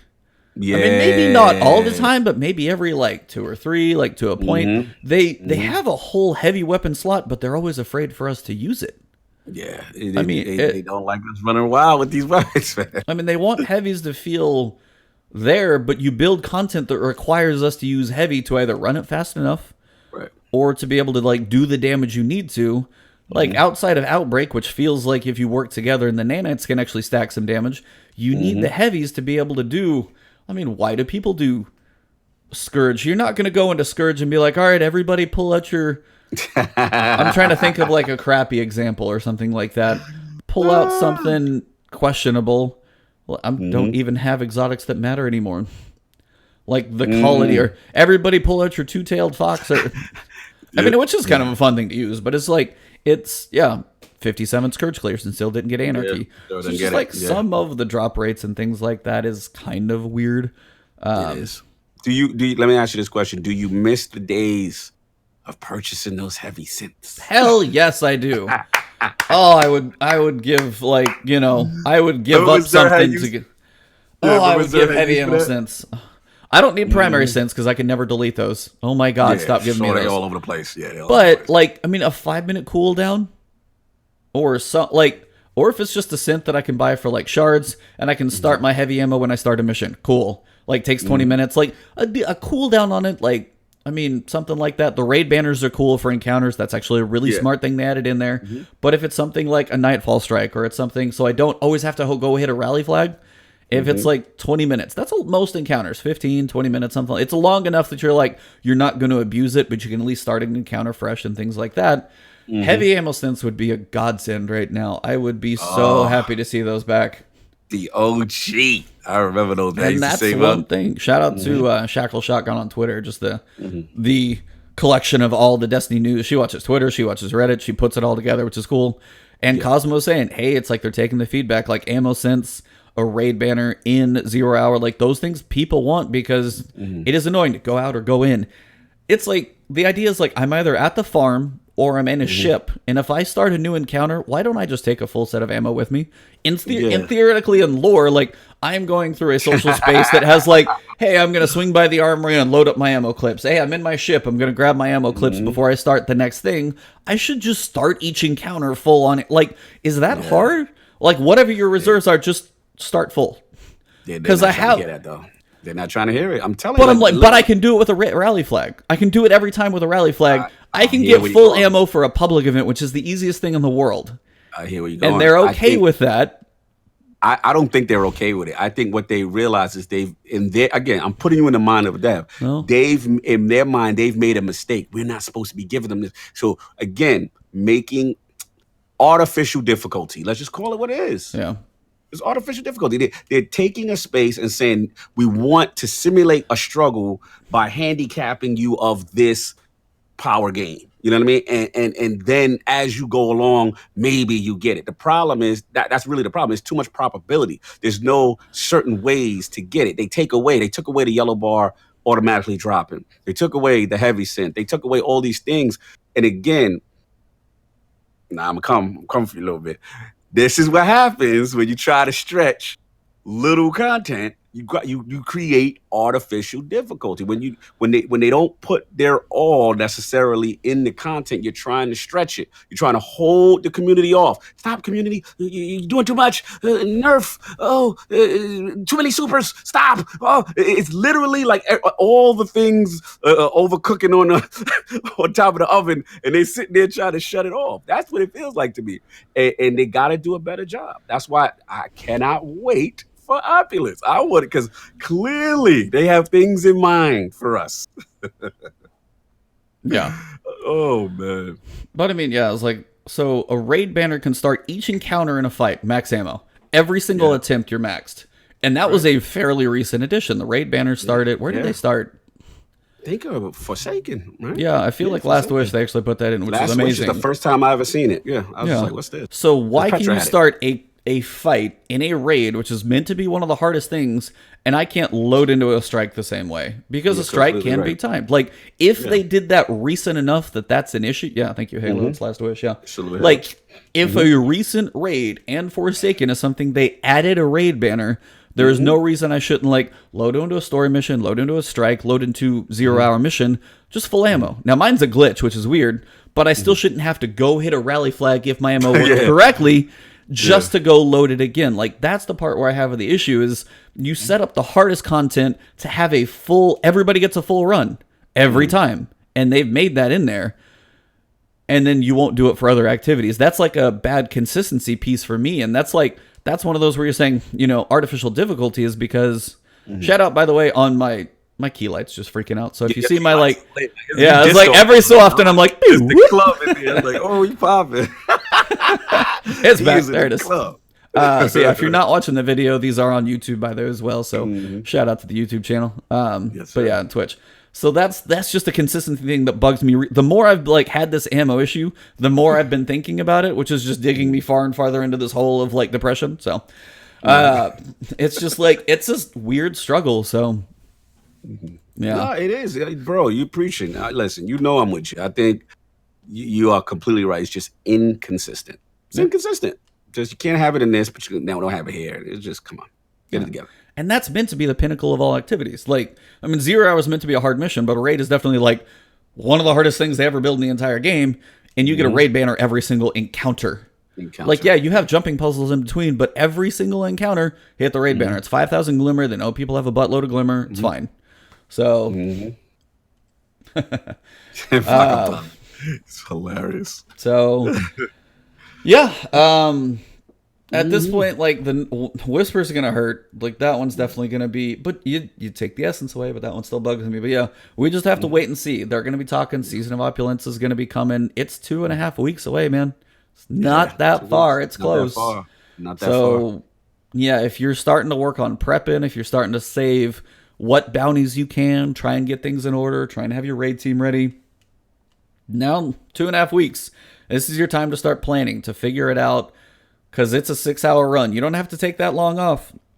I don't know how long the raid is going to be. My question is, if it starts at 7:15, the way Last Wish started at 5:60, ended at 5... No, what was it? No, it was like Shadow Throne, for example, I know. Starts at 5:60. Vorgeth was 5:80. Dolankaru's 490. That's 30 points. If you go 7:15 to 7:40, 7:45... those are going to be some tough encounters, and you are going to be pretty squishy come that final boss. So the grind is going to be interesting. The strategy of how long do you grind before you start? Are you willing to let other people get ahead? If you're willing to get more levels, are people going to be switching teammates? Is it going to be allowed? I'm really curious how all that stuff goes. So that'll be a whole different discussion in a few weeks. Yeah, man. It's going to be interesting to see because this is new territory. Yep. With the way they handle raid. So shout out, by the way, to Trevor, who has got a lot of love and hate and scares and clips and all those things lately that he has done. I have had some people who have some hilarious reactions out there, so they have some fun with those. But they do have a Trevor shirt, so if you're a fan of the crazy little rectangle robot who crawls on his little crabby legs, then yeah, they have a shirt out there for that. And they have a couple of things there. I have not bought one pin yet, but they have a Whisper the Worm pin. I have to get it. You better get it now. I have to get it. I haven't bought that many pins. Some of them are cool. I'm not really I don't have a good place to store a lot of pins, but Whisper I still have that special place because shout out to everybody. That's one of those things. So it's it's been, that one is going to be available. So check out some shirts and things. They've updated their store a little bit. No doubt. A little bit for Destiny player support. They said there were weird Flashpoint timing that happened. Everybody should be on the same page there. This is the last Iron Banner. If you're working on that crazy, insane emblem, more power to you right now. That is nuts. More power to you on that. Xur's final Invitation of the Nine. Is that actually coming now? I don't remember if I did the one. I think I did 2 back to back, and I guess this might be the final one. So, because I know we had the weeks off, but I think we might be up. If you are doing Invitations of the Nine and you missed some, it's never going to go away. You will always be able to do the 9. Yeah. You'll just have to do it in consecutive weeks, so it's fine. That's me. And shout out to Outbreak, by the way, breaking Berguzia. You cannot take it into there on PC. Error every time. Really? Bender and I both. I worked with him on it, and it's literally walking in, instant gone. It will break you every single time. Can you do Bergosa solo with it? No, I'm not trying to solo the Forge. I'm just saying if you take the weapon into the Forge... Just in general. No, I get you. Going by yourself? Calm down. You can't. I couldn't even get near it. Really? Wow, so just error, crash out. Mm-hmm. Damn, that's crazy. Yep. Yeah. Shout Yep, out to see, Bender. Bender, super crashes. Yeah. They mentioned it before. Pretty sure that's still there. Yeah. Final thing. We're only 2 TWABs away from the start of Season of Opulence. We'll be sharing more on what to expect over the next few weeks. It's been awesome watching players in the community take the time out to help each other's fight their way through the 0. And that is a really cool thing. Like, that is one of those pieces that 0 Hour shows, the art configuration. And shout out to Glad. Like, whether you like him or not, like, his positivity, his, like, positive tweets on Twitter about the community, his love for the community and stuff like that, those shout outs are always really, really amazing. Always. Because it shows what this community does really do. You've got people, like, saying, hey, this number did or didn't work, and all these things, like, all this stuff to build this ridiculous spreadsheet graph, like, dial, all to make those art and you have to do 49 entries in there. I'm like, that's a bit excessive. Yeah. I mean, when you make a puzzle, I understand, like, and then people start figuring it out, it makes sense, but you sit there for like 49, okay, here, 49 times. I've watched people solo it, it's fine, but 49 times, really? Damn. That's a lot. So, that's I mean, a lot. that's a bit excessive on the puzzle bunch. You might want to pull that one back a little bit, but shout out to the community who worked together to figure it out. Next week's going to be solar. So that's one thing as well. One quick aside before we kind of wrapped up the Bungie talk. For those of you, I did put a video out today with regards to Chronicler. It's the seal. Okay. Yes, I retweeted it. So one of those seals, there's 2 that are very time-limited pieces to it. There's 2 lore books. If you are going for the pin that you can buy from Bungie, I know not everybody is, but if you're going for those stop being available to purchase on August 31st. So go check where you sit on, like, some of them, like, you have plenty of time if you're going through, like, let me get through the 6-week rotation of Dreaming City and stuff like that. There are 2 that have very specific time limitations in there. It's Truth to Power and Varix the Loyal. Truth to Power specifically, if you are not on, like, Going Tomorrow's Throne World, like, number 6 this week, while it's there, you can't get the pin. Wow, so it's very time. So this is like, I'm gonna squeak in, like, my last. I'm gonna be able to get it on the 27th, 4 days before it goes off sale. So for those that are going for that seal, maybe you've been slacking. I mean, if you're going for the seal, you've probably been on top of it. But if you were thinking about it, check that one just so you guys know, just kind of where you stand at this point. So that's one of those little pieces. As you know, year 2 is gonna start wrapping up. Yeah, you gotta get everything done. Which is, you look. Dudes. Yeah, I just want to say real quick, shout out to my dudes. You know, Luna's nerf is coming. So get that seal. Get that shout out to my boy Chris Monson. Get your service revolvers. It's in that same class, 180. If you haven't done it already, grind those strikes if you haven't done, so they can be added to the loot pool from Zavala once, you know, a joint pops off. Because that is kind of like Luna's light if you get a good roll on it, man. So shout out to those people. And I got to finish mine too. Yeah, but that also makes me kind of question, when you look, I was looking at resets, and like the last one is going to be August 27th to September 2nd. September 3rd is the reset. We don't know what's coming. Yes. And that's literally, I was like, I was just going through and figuring out dates. September 3rd, 2019 is the point where we don't know what happens, because that's when Opulence will stop. And that's like Opulence has got to answer a lot of questions now after today, because you got nerfs and changes, and what are they doing to the activities, and how is the game going to feel, and is it going to be too hard or too easy, or what the hell is going to happen? But then the bigger question is what follows. They have a plan, we know they do, and we don't know what it is, but we'll find out. So no one knows. So that is the question.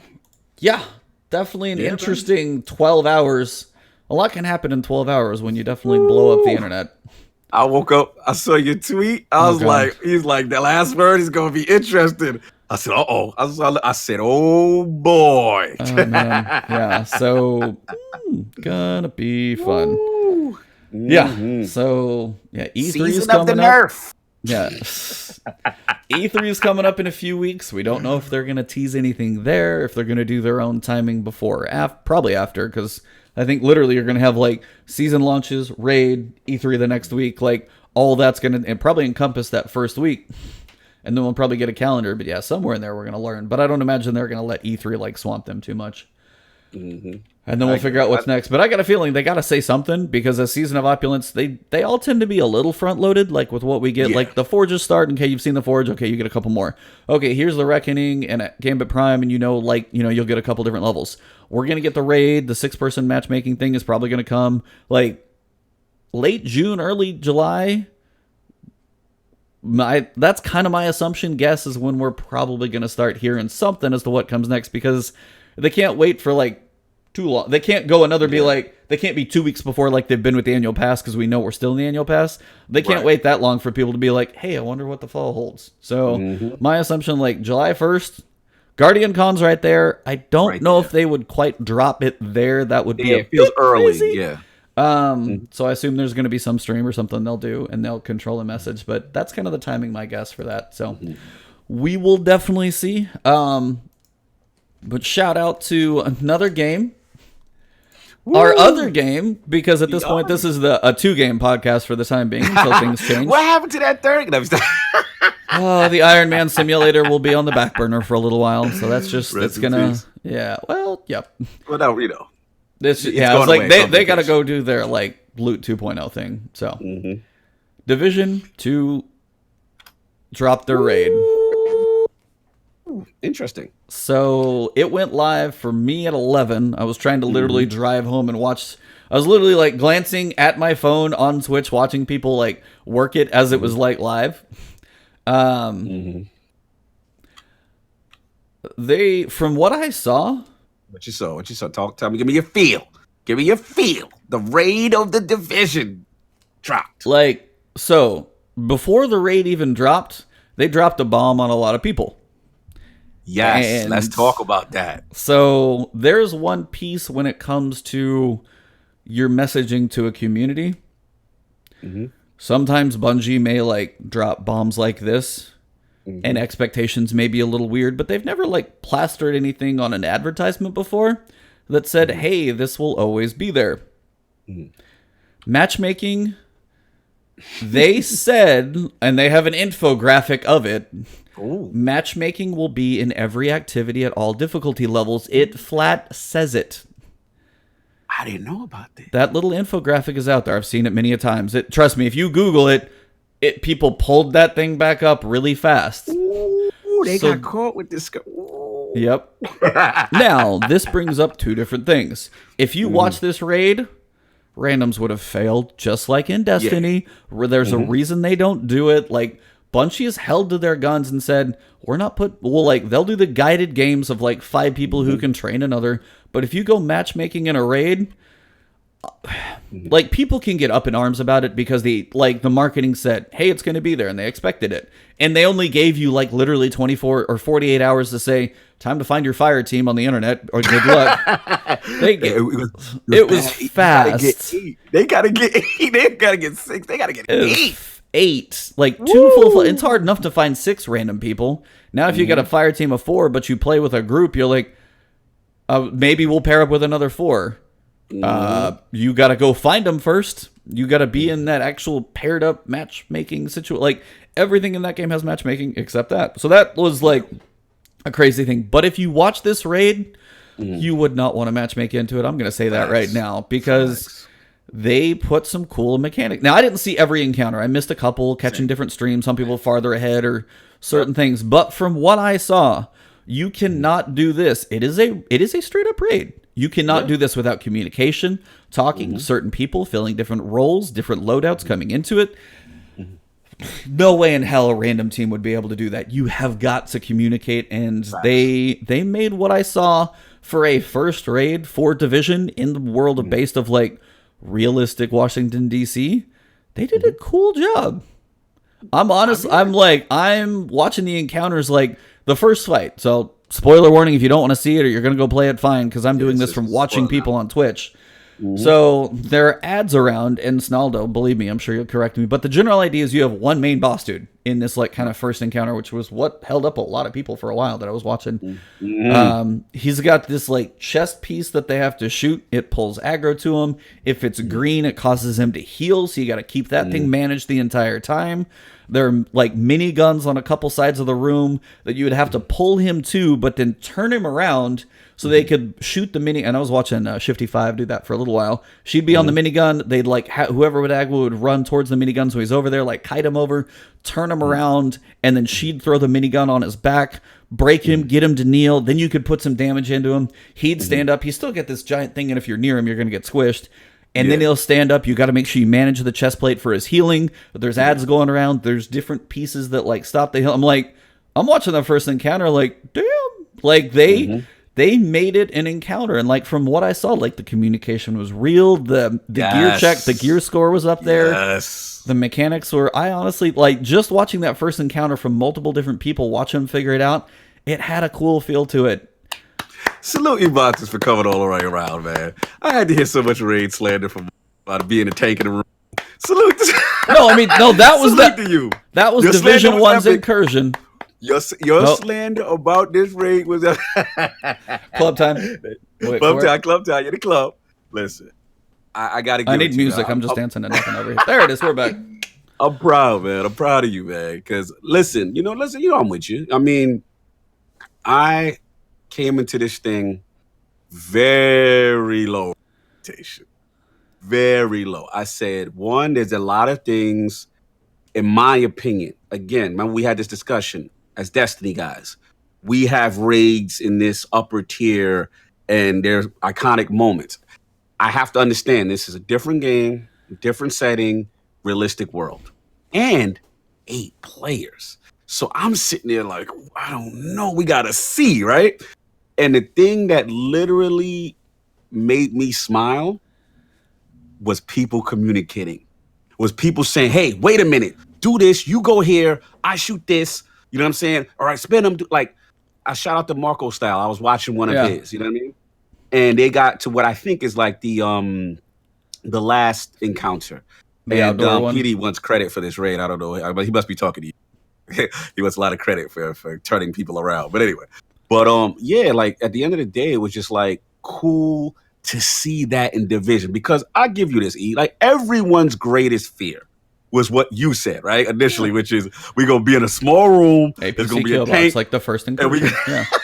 Everybody shoot the tank, and then we gonna be like, so to see that and to see mechanics in Division, good job, boys, good job. Mm-hmm. Now I gotta be honest, me being the Destiny purist that I am, I have to point out some little nitpicks that they can improve upon for the next one. Let's hear them. All right. So shout out to Get Lord at it, because he's our raid guy, and he made some points. And here's the thing. I feel that as for their first attempt, solid, boys. It worked on day one for the most part. You got encounters, you got mechanics. But here's where they gotta dig deeper into the Destiny bag. If you're doing a raid, right? You need to face enemies, in my opinion, that you've not seen. Like enemies that are very unique or have unique mechanics prior to the outside game. I didn't see too much of that. You know what I'm saying? So I would like to see that. And then also with the boss encounters, I kind of want to see more epic. I shout out to Peter. Me and you had this discussion offline. I want to see boss encounters that give you fear. That's like, something hunting you down. It can wipe 3 people at one time. You know what I'm saying? Like, again, not saying that nothing in their raids had any type of wipe mechanics that could hurt you. I'm not saying that. But one thing about a Destiny raid is something to be said. When some single entity is on, and you're like, oh my God, get out of here. You know what I'm saying? Like it's something to be said about that. You know what I'm saying? And again, I understand different game, realistic setting, but I still think there's things they can do. And as far as the last boss thing, again, I saw it. Seemed like I said, it had great mechanics. I just wanted something. They have to get the essence of an epic boss fight down, in my opinion. DPS is cool, but you need epic. And I think they can do it, though. I actually have confidence that they can do it, because this is going to be the first raid. They're clearly going to have raid, plural. You know what I'm saying? But for the first one, salute. You know what I'm saying? I just want those more. That's just me being the Destiny raid perfectionist that I am, because I know they could even knock it out the park even more the next time. But that's all I got. Yeah. So, I mean, they had, and that's kind of a fair point. Like, I didn't catch everything. I didn't see every single, like, encounter, fight, understand every mechanic. It's not like I could go do it right now. Right. But from what I did see, like, the main boss, that seemed cool. I saw one where you had two of the mechanical dogs. Yeah. and had to keep the health close. Like that was kind of a unique way to handle multiple enemies.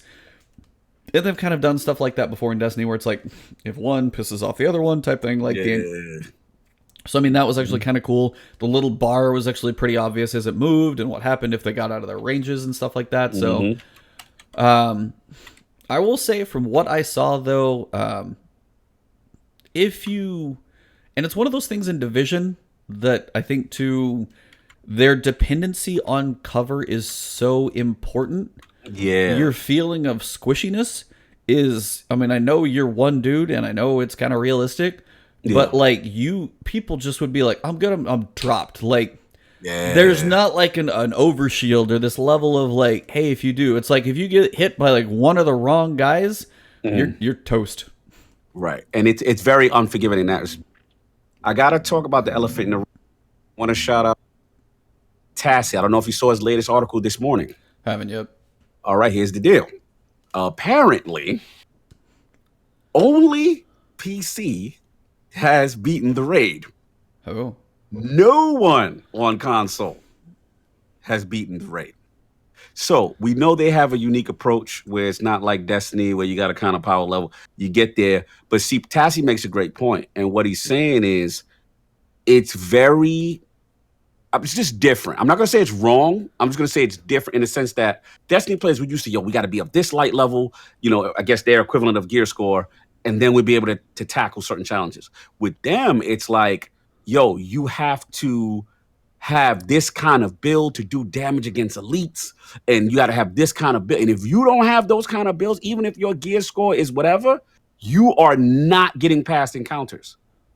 So that is a huge deal. I'll try to send you that link so you can see it. But yeah, he has a good point about that. And I'm curious about how moving forward they handle this, because as of only PC has beaten the raid. Like no one on console, has gotten that world's first. So that to me is very interesting. Obviously, we know the frame rate's a little lower and there's other issues and stuff like that. But I thought that was very surprising.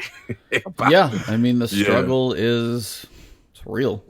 From what I saw, Absolutely. I watched a lot of people still be sitting on that first or second encounter after 10, 12 hours. It's not like there's 4 or 5. So I don't know how many there are. If there's like 4 encounters, maybe, I'm not sure. I can think of at least 3, 100%. I mean, PC, you've got mouse and keyboard, so you're like, aiming is typically, for a lot of people, is going to be easier. Some people prefer a controller, which you can still use, but you have your frame rates, potentially like 4 bosses. Okay, I was right. But yeah, you go to console, like you got the thumbsticks, you're trying to do these precision shots, you're managing like a minigun, and then you got to turn around and run and like turn the camera around and stuff. And there are certain things like, man, I could see where I wonder if they've stepped it a little. I mean, they made it difficult. That's going to be the question. But if like 3 teams, that's it, on PC have done it, and I know I was watching more than 3 different streams, and no one on console. Yeah, absolutely. It's some of that is, I guess, the point of, and it's when you even play, like you are so squishy out of cover. Yeah. And when you make a big open encounter where it's like, hey, I can kneel behind this thing, then I've got like 4 drones that spawn in front of me, and then over here, and there's one sniper I don't see that screws me because I don't have an overshield or anything. And then if you look at the wrong thing, it's some of that is their big dependency on cover so much. It's one of those pieces for encounters that I watch like most people manage it, but a lot of that, they wanted you to be mobile. Yes. And it's hard to be mobile in that game. In the same way it is like, you can't like jump around or float, or doesn't have the mobility of Destiny. So when you're running around and like, hey, these missiles are going to hit the ground where you're just holding this thing down for a minute, I've got to run around. Well, there's 3 ads that are shooting me now, and I'm not, and the game's not built for that. So I'm pretty geared and tanky with my true patrol set, and he got destroyed. So I mean, that's what Snaldo said. So it's like, it's one of those I will be curious how that thing paces. I like the structure. I like the structure. I like the mechanics. I liked how they, kind of made the communication a crucial thing, and that's why matchmaking is not there. Yes. That's a big thing. But also, as you said, I mean, when it comes to raids, coming from Destiny, coming from World of Warcraft, the first encounter is an armored dude. Yeah, that's what I mean, then you have 2 mechanical dogs. Mm-hmm. We've seen those in D2. They've been running around with them. So it's like Right. the enemies that you fight need to have that feel. That's what you were saying before, and that I will 100% agree with. Could you imagine, even if it was just I want to say like a new skin, but just a new animation, somebody with a new type of suit, something that seemed robust, and he busts through the door and you're like, yo, I've never seen, Captain whatever, you know what I'm saying, whatever their generic names, you know what I'm saying, but you like, yo, we're gonna have to team up for him, you know what I'm saying, this guy, and he's doing different things. That's the only little nitpick I got, because to me, that adds the epicness. See, again, Division guys, Sonaldo, that's what you got to learn from Destiny. Destiny has that, yo, did you see Golgoroth? You know what I'm saying? Yo, did you see, you know what I'm saying? Like the epicness, again, it can't be space magic-y, we get that. It can't be, fantasy and monster, I get that. But you can give us another type of soldier. You can give us another type of dog or another type of enemy type that's only in that raid. So you go, yo, again, trust me, I am nitpicking right now. Make no mistake. I was very happy. I thought it was solid. I thought this is a great foundation. And I'm pretty confident that they will take feedback, next go around. And about the matchmaking, last point I'll say about that is y'all Destiny now. No matchmaking, baby. You're Destiny now. So you learned. That's a good one, because the community's mad at you, but stay true, because at the end of the day, you need communication. You don't want to run around with a whole bunch of blueberries, randoms in there. Forget it. It'll be a mess. Especially with 8. Mm-hmm. Yeah, it's like the more people, like coming from WoW, and shout out to Sneldo, it's like when you come from WoW, you had 40 people doing things. Yeah. So the more people we have, the roles are even more specific.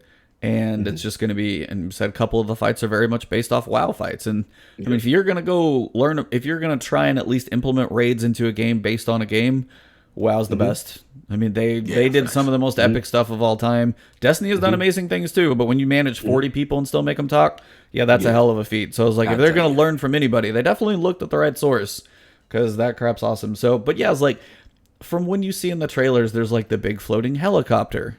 Like there's no, that's what I honestly thought, is it's an airport. There was going to be some type of aerial feel to this thing.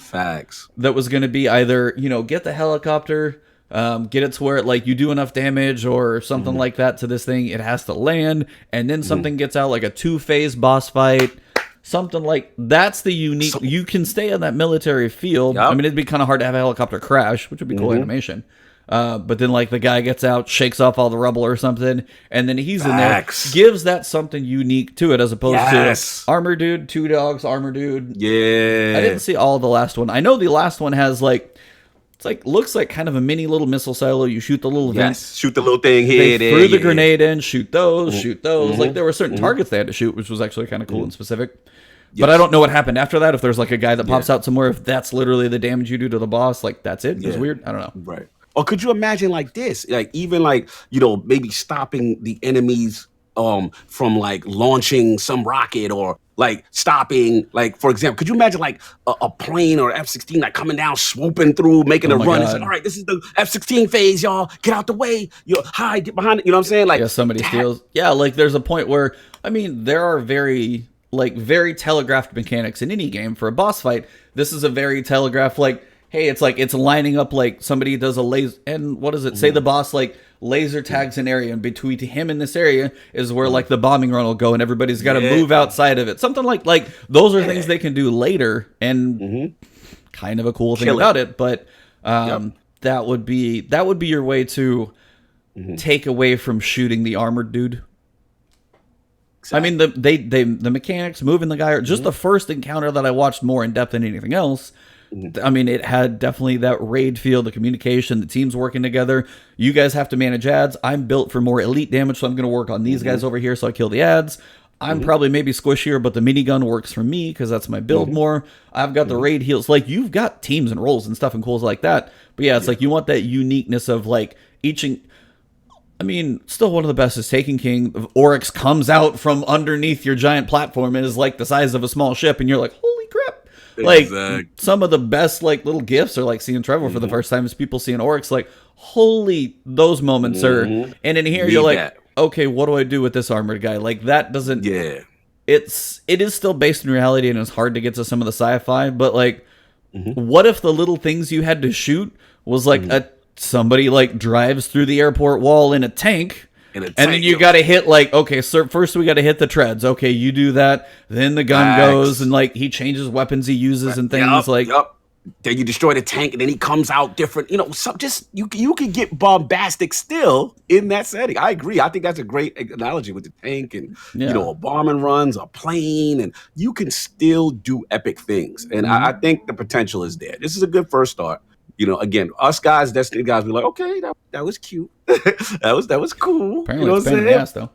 Yeah, but shout out to them though for a solid first attempt with tremendous stuff to build on for the future. club.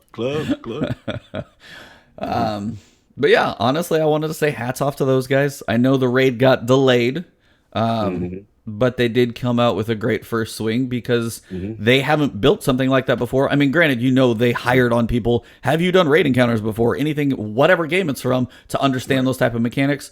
Cool. They probably had to build a whole team for it, just the way Bungie has their raid in-game team. And that's a whole different building situation in itself. And they made the challenges of a raid what it needed to have. And I think, honestly, they stepped out well. Yeah, took a little while to get here. The matchmaking was kind of a big slap before it started. And I'll be kind of curious to see, and this will be kind of the point of contention to test, is like, does the positivity of how it sounds, or is the difficulty too hard? Right. What it does for people who may have like burned through the content, got to World Tier 5, and then chilled for the last month, maybe playing something other. Are they like, do I need to go check you out? Like, is it going to be that thing that pulls people back? Right. And then we got to also break down, I haven't got a chance to see, we got to break down rewards because that's also a big part of rating, right? All these rewards that they're giving, you know, if I don't know if Snaldo's still in the chat, maybe he could let us know. All these rewards, these gear sets, really cool and dominant. So people are like, yo, I got to get in there because look at what these guys got. Because that's another thing. That's the thing Destiny has, that carrot. You go, you're like, yo, you got what? What gun is that? Or, you know, or hey, what suit is that? What, like, you need that aspect. You know what I'm saying? So, like I said, I still think, you know, they get a solid B from me for a first time, you know, impressive, man. Impressive. The gear sets are not implemented yet. So what are they winning? Oh, what? You mean to tell me you get that a thank you? Exotic assault rifle. Does everyone get that at completion? Is that a random drop for one of the 8? Do tell. They still have not added the 3 new specializations. So what? Well, the specializations I thought came with each like season, I'm going to call. Those I thought were going to be added, the 3 new ones. I thought there were 3 armor sets that I saw in the raid graphic, and then the exotic assault rifle, but... So it's a random... So they're basically 1,000 voicing the exotic assault rifle? Yeah. Huh. Interesting. Yeah, I mean, that's one of the big things about content is the reward has to be there, and that's kind of the same piece with Destiny sometimes, is like, is your Gambit Prime armor worth grinding out Reckoning to go into Gambit Prime and only use it in the little bubble? Same thing. Yeah, I got a problem with this, E. Because you asking 8 people to do this, right? They should at least have guaranteed drops for some gear set and then a chance for one. You can't launch a raid without the rewards. I'm sorry, but no, you like, can't. This is a shift in conversation. Now I might have to deduct points. Snaldo comes in with the mic drop in the last possible 5 minutes and opens a new door. Bro, you 8 dudes and only one got a chance at this exotic assault rifle and nobody getting anything else. And it's like, yeah, guys, we did it. After all of that? Ooh, Petey. I don't know, man. I don't know. I might. We gotta have to re-review. That's like running Last Wish, and all you get is 1,000 and hope one person, and that one person's like, yeah, and everyone else in the raid is looking at them. And they get nothing else. No exotic armor, no. He's saying they get level 500 gear, but that's stuff you can get from the world right now. You're not getting the 515, the higher like you're not. Okay, I know the podcast is gonna sound weird right now, everybody. Because shout out to Snaldo and lordsofgaming.net. he's in the mix right now because we're a little removed from this one just because of life and other things. But yeah, I mean, level 500 gear score ish is where most people were before this thing launched. If you're not getting Vagabondo's on fire. Did you write the TWAB this week? He says, just dropping bombs left and right. Bro, this is not a good look. That is, yo, he's and getting Apex Predator. Yeah, that's exactly what it is. Yo, be like, oh, I got the rocket launcher from the raid. That's all. Yeah. Could you imagine the salt from your other teammates if you get this exotic and they just get a thank you, guys? Yo, that's they got to fix it. If we're reading that right, Sneldo, like, correct me if I'm wrong. I know you're saying you get 500 level gear, but also confirm that that's the same stuff that drops. A patch. I'm dead. This man said you get cool apparel and a patch. Okay. Yo, B- to C. No, it's dropping hard fast. Yeah, it's dropping. So sorry. One of the things about tough encounters, because this podcast just got longer, is what you get for doing it. So Sonaldo says, okay, so the normal stuff you get, so World Tier 5, that's how you work your way up to Gear Score 500 by running your missions and dailies and things like that. It's like going into... So it's like Bungie and going into and getting, blues and not even raid legendaries. It's like getting, 5-edge transits for doing Last Wish. Yo, bro, this is so bad. Like, they delayed this raid mad times. You should not have launched it without that. I'm sorry. No. The gear sets was not ready. I didn't know that. I appreciate your honesty. This is seriously. Bad. This is we're in C territory.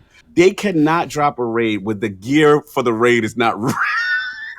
Wow. No, he said 5-edge transits. I'm dead. This is bad. So I'm not doing that. I'm not doing that. I'm telling you, he just me and Attic was like, we gonna power level this weekend. We gonna get in this raid. You're like, no rush. No rush until that stuff's in there. I'll do my Outbreak Prime this weekend. Thank you. No. Oh no. Man. Look at our face. Yo, our face. We're just like sitting here, just deadpan, like what? What? we went on such a high and praise for this. We like, yo, they did it. They here, guys. They did it. And then, Petey dropped the real. Shout out for Pete for being real. He could have been phony. Yeah, no, for sure. Oh my god. Yeah. So lesson learned. Which shouldn't have been a lesson, honestly. If you delayed it already, and then they magic, it's coming in 2 days. Why the hell would you do that if your rewards for your activities? That's why you do these things. These crazy 8-person communication, hard as hell, banging your head against a wall for hours, and you don't have the actual advertised pieces of whatever's supposed to be in there. Like, this is how you become more powerful. These are these special perks. It's not there. Oh, man. Bro, that's... Count how many last words we've done. But we say, yo, the raid's delayed again. I would say at least 5 to 4 to 5. For it to be delayed? Yeah. Yeah. We've said this week they did because they're going to get it right. They're going to balance. They're doing it. We gave them so much rope for this. We were like, yo, wow. Forte, I need help. Yeah, I need it too, bro. I'll get down with you on that. Because I don't know if I'm power level or this until they get me. I need a gear set. Don't give me a patch. Give me some gear sets. I want some fly stuff. I want some airport. I want some TSA gear. Give me some TSA exotics. But yeah, it's like they delayed it. The game launched March 15th. If they were wondering when they were going to launch it for people to burn through it, about a month would have felt about right. They delayed it another month, and the gear sets are not in there. That is... They had to have. How do you do that? That's awful. That's poor planning. That makes no sense. Why would anybody want to consistently run this raid? Like, why? But just Not for that. No, no, no. I thought we learned massive. Massive. Massive. I thought we learned. Getting that hand slap right now. No, this is an ass kicking right now. No, This is bad. massive. Give me the TSA exotic. Give me something, bro. Don't give me a patch. Don't give me no emblem. Could you imagine doing a raid and everybody just get an emblem? That's it. Yeah, you Good. got your emblem and your shader. All right, go have fun, enjoy. No, I'm not doing that, fam. Wow. I'm not doing that. I'm not. It can any Pete, last question, then we move on. Can you has anyone tested the exotic that is dropped out? Has anyone tested Is this it to like see? God mode? I hope. Is it like Is it? really like, yo, this is the exotic assault rifle or whatever it is that this one person is getting out of 8? Yeah. Please give us that one. We're fun. Yo, the drifter said two blues to the blues. choke. Yo, they cursed the Osiris. They clowned the Most rewarding public event ever. 2 blues. Oh no! Wow, interesting. Well, this took a hard turn. The exotics are always godly. I mean, and that's fair if it's one gun. Now, and that would be one of those like hey, I get raid gear, hey, we get raid weapons, but this one crazy exotic is hard to get and you're going to have to run it a lot. That's okay if that's how that drops. Because that's how a lot of those work. If you have like your Anarchy, your 1,000 Voices, your Vex Mythoclast, like those are specifically that way for like a chance on that final encounter. Yeah, you got to beat the raid, but you're building up other stuff as you go. And other bosses, and other how about this? 4 bosses and the other 3 ain't giving nothing either. Think about it. We didn't even talk about that. Each encounter should give you something unique. Hello, or at least like this is Lord, or it's going to be like an armor set and a weapon drop, like of certain things from that raid. Like that raid should have its own loot pool, just as like the raids do. So like you should have maybe your armor sets like, hey, you've got 3 different armor sets or whatever. So maybe it's like, okay, so like the helmet, I don't even know what the pieces are. Say the boots and your chest piece or whatever drop from the first one. Each boss gives you gear, but doesn't give you the new gear. It doesn't give you the gear sets. And that's the piece, like, each boss, they have to add the armor sets. So it gives you normal gear, but it doesn't give you the armor sets. So, like, you might get some, and honestly, what it should do is, like, if it's going to drop 500, it should be dropping 515 normal gear. Also a chance, like, maybe 1 gear set drop, like, 1 piece out of 3 gear sets for different builds and random rolls. Like, you're going to have enough randomness in the first place. A normal roll at 515, or if they're doing the gear score, maybe it's just 500.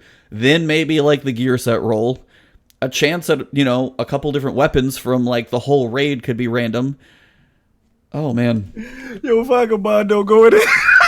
Yo, he said the first time is green, next time is blue, next time is legendary. And last time wow. Ooh, this and is that's the emblem, right? This is oof.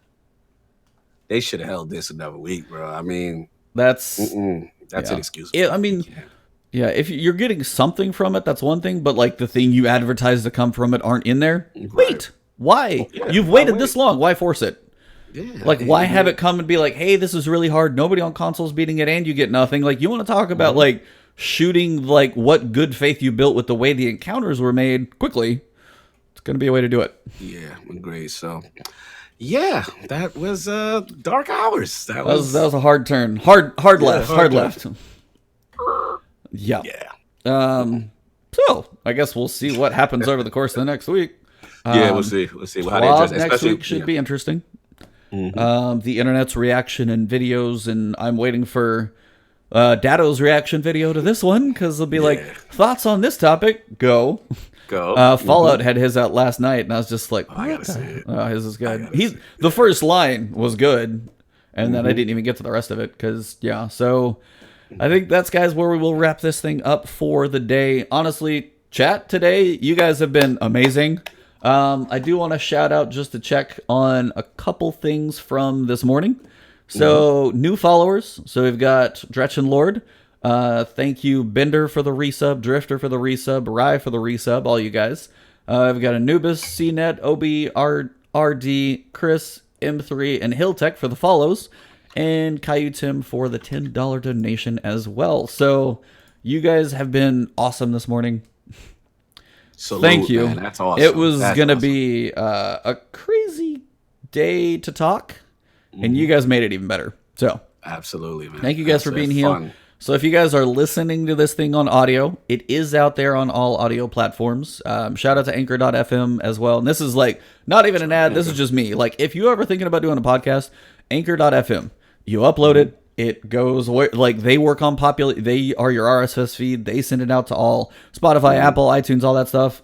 And then they'll handle a bunch. It's easy. It's so easy to use. So that's my piece just from personal experience of getting the audio out. We got over 100 listens on the last one, so shout out to all you guys that are catching it on audio now and taking it with you. So shout out. And I think we just got another follow with Holes Patrick, so thank you for that as well. Wait, is that the Coach Patrick? No, it's Holes, WHOLS. Oh, Patrick. I thought you said. I said, we blowing up. We got Holtz in here. No, the budget employee. We lit. No, not sure he can do a whole lot right now. Yeah, he went off to go be 6 months as well. But yeah, shout out to everybody. Thank you guys this morning. If you want to we'll wrap this thing up. I'll let you go first for where they can find you and what you got coming. Yeah, man, you already know Lord Cognito. I am Lord. Find me at Lord Cognito on Twitter, and of course the Iron Lord Podcast YouTube channel and lordsofgaming.net. I got an article up on the TWAB, on the nerfs. If you missed it, you're late. You just want to get up to speed on what we were rambling about as well. Check that out as well. And this Sunday, big show, man. Check us out Sunday, 1 p.m. Eastern. Iron Lord Podcast YouTube channel. We are bringing back our prediction series, so it's going to be all-star panel. We're going to be talking about Nintendo in the building. See, it's so hot, the cops is coming. Look how hot it is. That's how Iron Lord Podcast is just hot. Yeah. So, check us out, man. We have an all-star panel. We're going to have our man. We're going to have Stealth 40K, which is a market data researcher. Does a lot for as far as in Nintendo in that space. We shall have my boy, Mr. Megadeth from panelists on Kinda Funny. So that'll be lit. You know what I'm saying? Also, we got my boy, Potentially Perfect, great Nintendo sub. And of course, saving the very best. I shouldn't say best, but one of our very favorites for last. Arix Gaming returns to the realm. Good stuff. We're going to be having some fun. We're going to talk like Nintendo. A lot of people on that one, man. You got a loaded crew. There you go. Get the trumpets, get the horns. It's going to be lit. Iron Lord Podcast Sunday, 1 p.m. Eastern. We're going to talk and we got to talk about the major deal that also happened in gaming between Sony and Microsoft, even though it's a Nintendo show, but we got to talk about it. So check us out, Iron Lord Podcast. That's what I got. Pre-Dawn Joker with just a recent follow as well. Thank you. It's been awesome. You guys know where to find me. It's Ebontis everywhere. Somebody was asking me the other day where my name came from. Someday I may tell that story to this group, but it's easy to find. Ebontis. Twitter, Twitch, YouTube, follow, sub, like, all the good things. You guys know where to find me. Now's your time. If you're working on grinding things out, you guys know it's going to change. So put your time in. If you're working for Seals, if you're working for Wish Ender, whatever it is you're working for, now's your time. So always come back in here. Go listen to Iron Lord's podcast. That is going to be crazy. It's going to be like a 3-hour show with that crew in there, man. You're going to be in for some good ear listening coming up. But thank you guys very much. This episode was a lot of fun for one, but also kind of insane. Yes. So pretty crazy. But episode 59 of The Last Word. We were wrapping this thing up. So thank you all, and this is The Last Word.